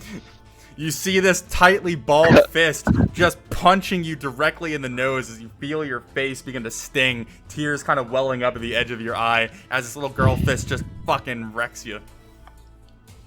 This is so demeaning. Okay, so now we're at Thor. Alright, so kind of like a kid in the candy shop, I will then turn to face my opponent, and I will attempt to grapple him. Okay. I assume he is larger than I am, but I can grab a size larger than I am. Okay. So this is a contested athletics or what? Athletics. You roll athletics. Okay, cool. I have advantage because I am raging, I believe. Is that how that's how that works? Yep. Marcus is like, he read it. He read it. You succeed. And I will attempt to kind of like thematically grab one of his arms and pin it behind him and then just force him down, if that makes sense. So kind of like this. Okay, you can force him, but you can't force him down. You kind of have him, but you can't put him prone. Okay, cool. Well, I'll just keep the grapple. Okay. And then I don't really know how grappling works. Can I like attack him or something, or do I just keep him grappled? Grapple counts as one attack. Mm-hmm. Okay. So do I just like headbutt him? Is that what I do? I don't know. You can still attack with your weapon when grappling, right? Yeah. Okay. You just have to have a free hand to grapple. Mm-hmm. Okay. And then do I or do I not have advantage? You don't have advantage. Okay. Because you're not prone or anything, yeah. Well, I did hit him with a guiding bolt. Oh! Yeah. Well, I'll just, hit him, That hits. for 8. Okay. Yeah, so as I'm going to say you put your shield down. Well, actually, that would be an action. Could he grab him with the shield hand? I'm going to go Technically, the hand is using the shield. Yeah. So I might retrofit that and say you can't attack, or you have to drop your shield and grapple. But that's... Can I do an unarmed strike that's like a headbutt? Yeah, so you'd have to drop your rapier. Or just like... You have to Yeah. drop your shield or your rapier to grapple him, is what I'm Could he saying. grapple him with his legs? Okay, I would just like... At that point, I would put my rapier away. Or, Okay. like, So sheath you it have or whatever. shield in one hand, grappling him, and then you're going to headbutt him. Yeah, or like bash him with the shield. I mean, you know. Yeah, either way. Yeah. Okay. So then that would... I mean, it still does 8 damage. Because Yes, that's but my... it's bludgeoning, not magical weapon, so that does make a difference. Oh, true. So. Okay. I didn't silver my head. Dang it. Damn. So yes, you take advantage of this beast seemingly impossibly grappling him, and then just begin to smashing your head into the back of him as you pin his arm behind his back. As now we're to Rolly. I'm tired of these shits, and to my understanding, I can still cast. Mm-hmm. And I'm gonna cast Word of Radiance. Okay. Every creature within 5 feet. So these two assholes. The little girl and the old lady. Yeah. They need to make a Constitution saving throw of 16. Weren't you Okay. getting all high and mighty about killing villagers? The old lady fails. The girl succeeds. All right. So Oh, well, what happens? I do 2 whole points of damage, so that's cool. Okay. As you are still pinned by the old lady, you That was a see, 2d6, by the way, too. So that was Snake Eyes, man. you see the radiant energy flowing out of you kind of make them flinch for a second, but not enough damage to really interrupt their current activities as they continue to wail on you. And I just yell out at Marcus, "Yes, I'm getting high and mighty now. I'm the one being tackled. So now we're to Derek. I think I've taken the most damage out of anybody." Oh, Valorant took a pretty good blow. Oh, you did? Yeah. I missed that one. Jarek. Sorry, I was busy crying. God, so this thing is still up. It's taken a shit ton of damage, and I just don't know what to do about that. Who am I king? Yes, I do. Guiding bolts On the Hulk. on Mr. Bulk there, Okay, that is a hit. and let's see how much we can roll. Where am I? Okay. So again, as you gyrate your stomach to build up the energy, letting the bolt fly, you strike it in the other eye, making both of his eyes now squint as the blue gel is still kind of left on his face as he kind of looks past everybody at you, his shoulders kind of hunching up, his muscles tensing as he gives you an angry stare. And let me see here. Who looks the worst hurt between Rolly and Valorant there? That's a good question. You're muted, Rolly. How much damage did it do to you, Valorant? How freely may I speak? You can say what damage has been done to you. 15 points of damage. Yeah, definitely Valorant. Okay. Then I will. This is probably going to be a waste. I'm going to go ahead and throw a d6 of healing your way.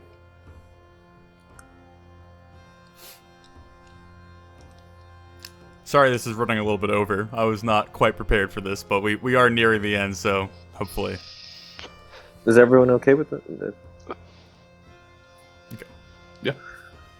So yeah, 5 points of healing at you, and I don't know, cry. I think Jack is just crying at this point. Okay. Valorant, we're down to you.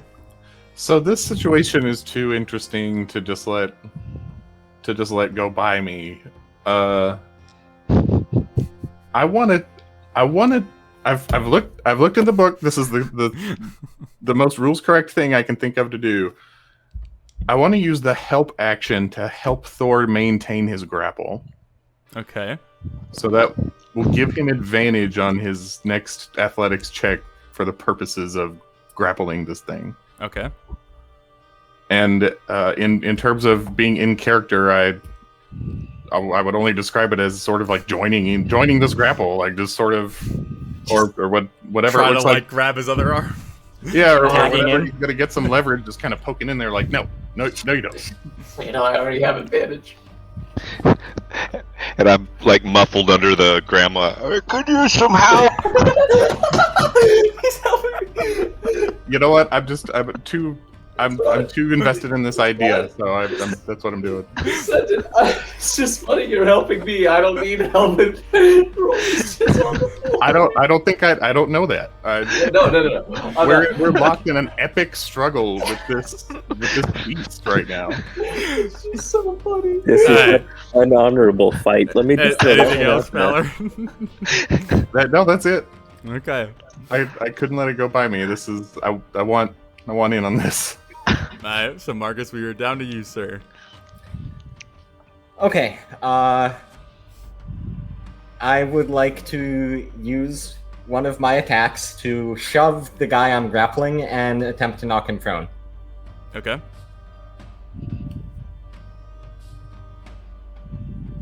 You succeed. Alright, so just holding this guy pretty much like by the ankle upside down, I'm just gonna walk up to the tank, or sorry, the Hulk, who is being, grappled by my friends, and I'm just gonna kick him right in the brown star. Okay. So you were grappling the middle-aged man and kicking the Hulk. Okay. Yes. Go for it. It's like all WWE. Okay, that hits.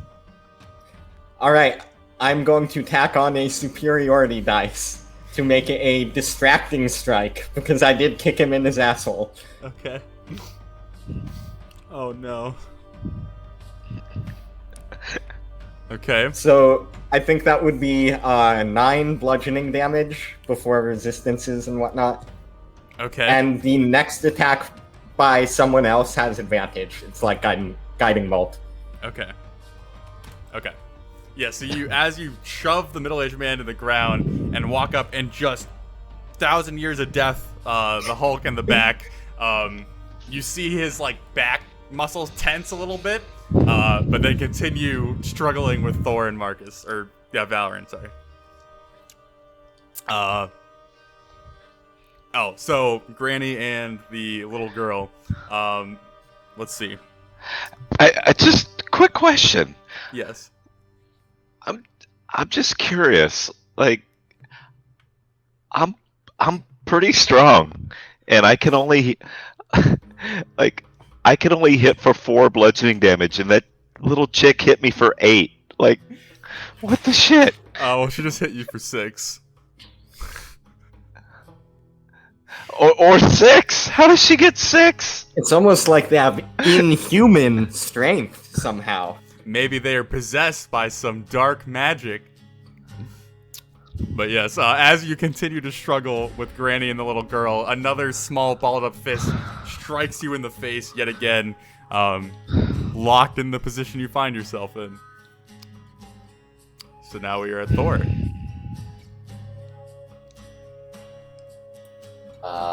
Wait, did the big guy get a turn? Oh, yeah, he's trying to break out of your grapple. Thank you for reminding me. I just You want to roll. Yeah, go for it. Roll. He did phenomenal, as always. Alright. Contested athletics. Yep. Yeah, you still have him. He rolled a 3. I mean, you Also, does the middle-aged man do anything while he's dangling? Oh, yeah. Well, so can you grapple prone him and then attack, or is he technically just prone at this point? So he's both prone and grappled. He has 0 movement, so he can't unprone himself while he's still grappled. Yeah, so he would try, I guess, to oppose your grapple. Okay. So oppose athletics, or yeah. Yep, he cannot break free as he's Can't just beat the clawing at the grapple ground. Alright, is it an action to drop my shield? I think it is, right? Yeah. Okay. Then I'll just headbutt him twice. Okay. You get advantage on that. Still need help. Little girl's kicking my ass. Rolly, I can't deal with your weird little problems right now. Okay, I'm fighting the Hulk over here. And I will. So that one has advantage. Does the next one have advantage, or is it just the first No, one? because it's the Well, guy's that's- soul. That's Yeah. with your sword. Oh, Do you have my a different modifier with your? bad. It's still unarmed? +8. Okay. So, But yeah, that same. hits. Okay, then I'll just roll. Actually, I don't roll. It's just 8 damage. Mm-hmm. You're gonna hit again? Yeah. Of course. Do I get? Okay. Do I get? You a do not thing? get advantage. Okay, then. That 14. hits. 6. I rolled it just because. And How do you want to do it? 8. Kind of like. Have you seen Wreck-It Ralph? Yes. You know how like he drills like bricks into the ground. So that's kind of what I want to do. I want to just like do, and then just Okay. slowly pummel him into the ground. So as Thor sees a small bit of fatigue hit Hulk for the first time, going down to one knee, he sees his opportunity, shoving Hulk forward and kind of pouncing on top of him, and still wielding his shield. Thor just begins to pummel into the back of the head, slowly creating a deeper and deeper dent into his skull as you pound through the hard flesh and the muscle, continually bashing and bashing and bashing as blood begins to just spurt on either side as you continue to keep pulverizing the back of his head, just digging him into the dirt and killing him. So that is the Hulk. Marcus was so close to killing him with kicking him in the asshole. I was like so ready for that to be it. Spikes up and dies. Alright, we got 3 more dudes. Rolly. Don't even say dudes. That's just.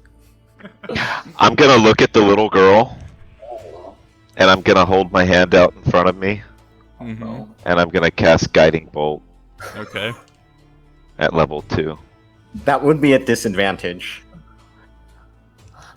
Oh, I'm sorry, I'm not muted. What are you gonna do, Rolly? God damn it, natural 1. Fuck.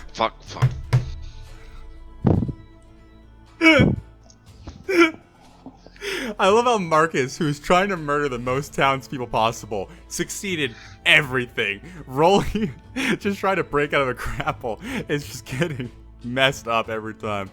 Yeah, as you go to cast it, you feel the sting in your face distracts you enough that you can't quite summon the energy to even put forth the bolt. Your hand kind of just weakly being held up as this little girl again begins to keep throwing her fist down at you. Yeah. So, Jarek. Rolly, your lady god would not appreciate you beating on women. If you could hit him. And I'm gonna go ahead and throw a first level sleep spell onto them, Okay. which I'm fairly certain they have lower health than Rolly. Otherwise, this might be really a dick move. Rolly might want a nap after this. What was it? 5d8. Did that send? Mm-hmm. That's a weird color. Has Okay. anyone hit the granny at this point? I don't think so. Okay. Nope. Yeah, so as you cast it, and you see the glittering sparkles fill the air and fill down, as you see the little girl raising up her fist for another strike, all of a sudden the fight goes out of her, the eyes go out as she crumples on top of Rolly, as the granny is still struggling on top of Rolly. And I guess just move up real close. That's it. Okay, So sad. Valoran. So, sort of exhilarated, like after watching Thor finish off this hulking guy, just from his perspective, like he and Thor and Marcus, once the thing goes down, like just ground the guy into the ground, just like right, just approvingly, and then turning and looking at the scene behind us, and just saying, "Oh, Rolly." And I'll move here. They're both laying on the ground. Yeah, Rolly and the grandmother. So I think that would give me advantage to hit the granny. Mm-hmm. So we'll hit the granny. Okay. Lethal or non-lethal? Non. Okay. That's a Kill hit. the bitch. If we were talking to Marcus, it might be different. Okay. So that's one. Mhm. If she's still up, we'll go around again. Yep, she's still up.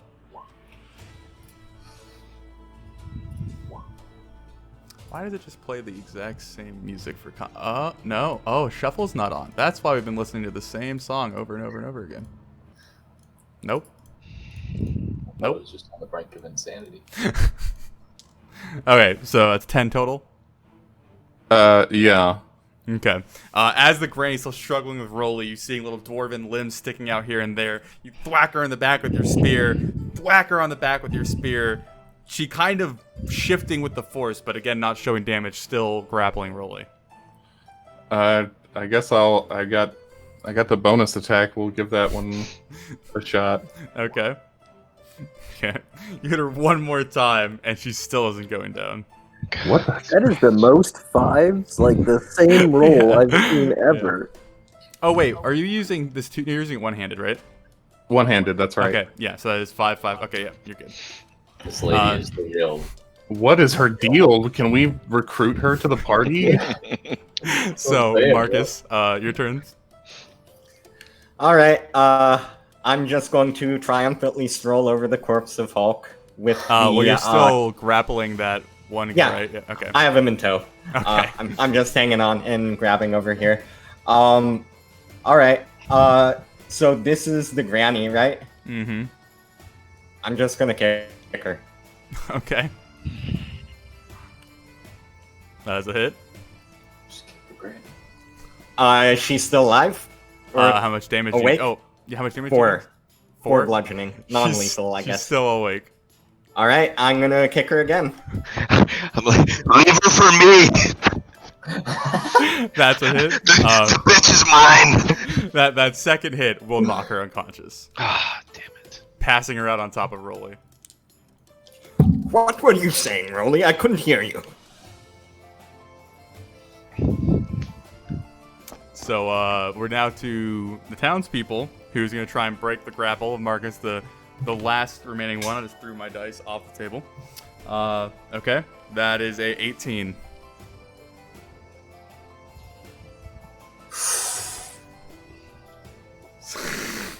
Finally. He is going to stand up, and he already used his action right to break the grapple, and he's gonna look at you very angrily. Okay. So Thor, your turn. Alright, I'll do this just to do it. Let's see, he's the only one up, right? Yes. Alright, I will, I guess I'll move into a different space. Well, move you there, Oh, sure. because you can't move through him. Okay, and then do I just hit him with advantage? Is he, he's not technically engaged, Yeah, I guess. yeah. Okay. So it would just be straight. One, That's a hit. 2. Non-lethal. Yep. 19 So as points. he finally stands up, looking a bit bruised and battered from being grappled and shoved, you just bam, bam, and he just slumps over. Don't worry, Marcus, I got him. Thor, So- I was keeping this one intact so we might try and reason with it. Well, why does nobody ever tell me things is So going as on? the final townsperson falls to the ground, falling to his knees, and then hitting the ground, the yellow eyes fading Wait, from it. wait a minute. Just hold on, because this one was put to sleep, right? Yes. So we still have to hit her to knock her out, right? Rolly, do you want to knock her unconscious? Yeah, I do. Okay. So as the last townsperson goes down, Rolly finally getting to his feet and just pummeling this little sleeping girl. As you are all kind of gathering your senses, Thor and Marcus, you're the only ones in visual sight of this. You hear a weird groaning noise looking off towards the trapped hallway as you see all the townspeople that were killed slowly rising up. And that's where we're going to end this session. Ah, shit.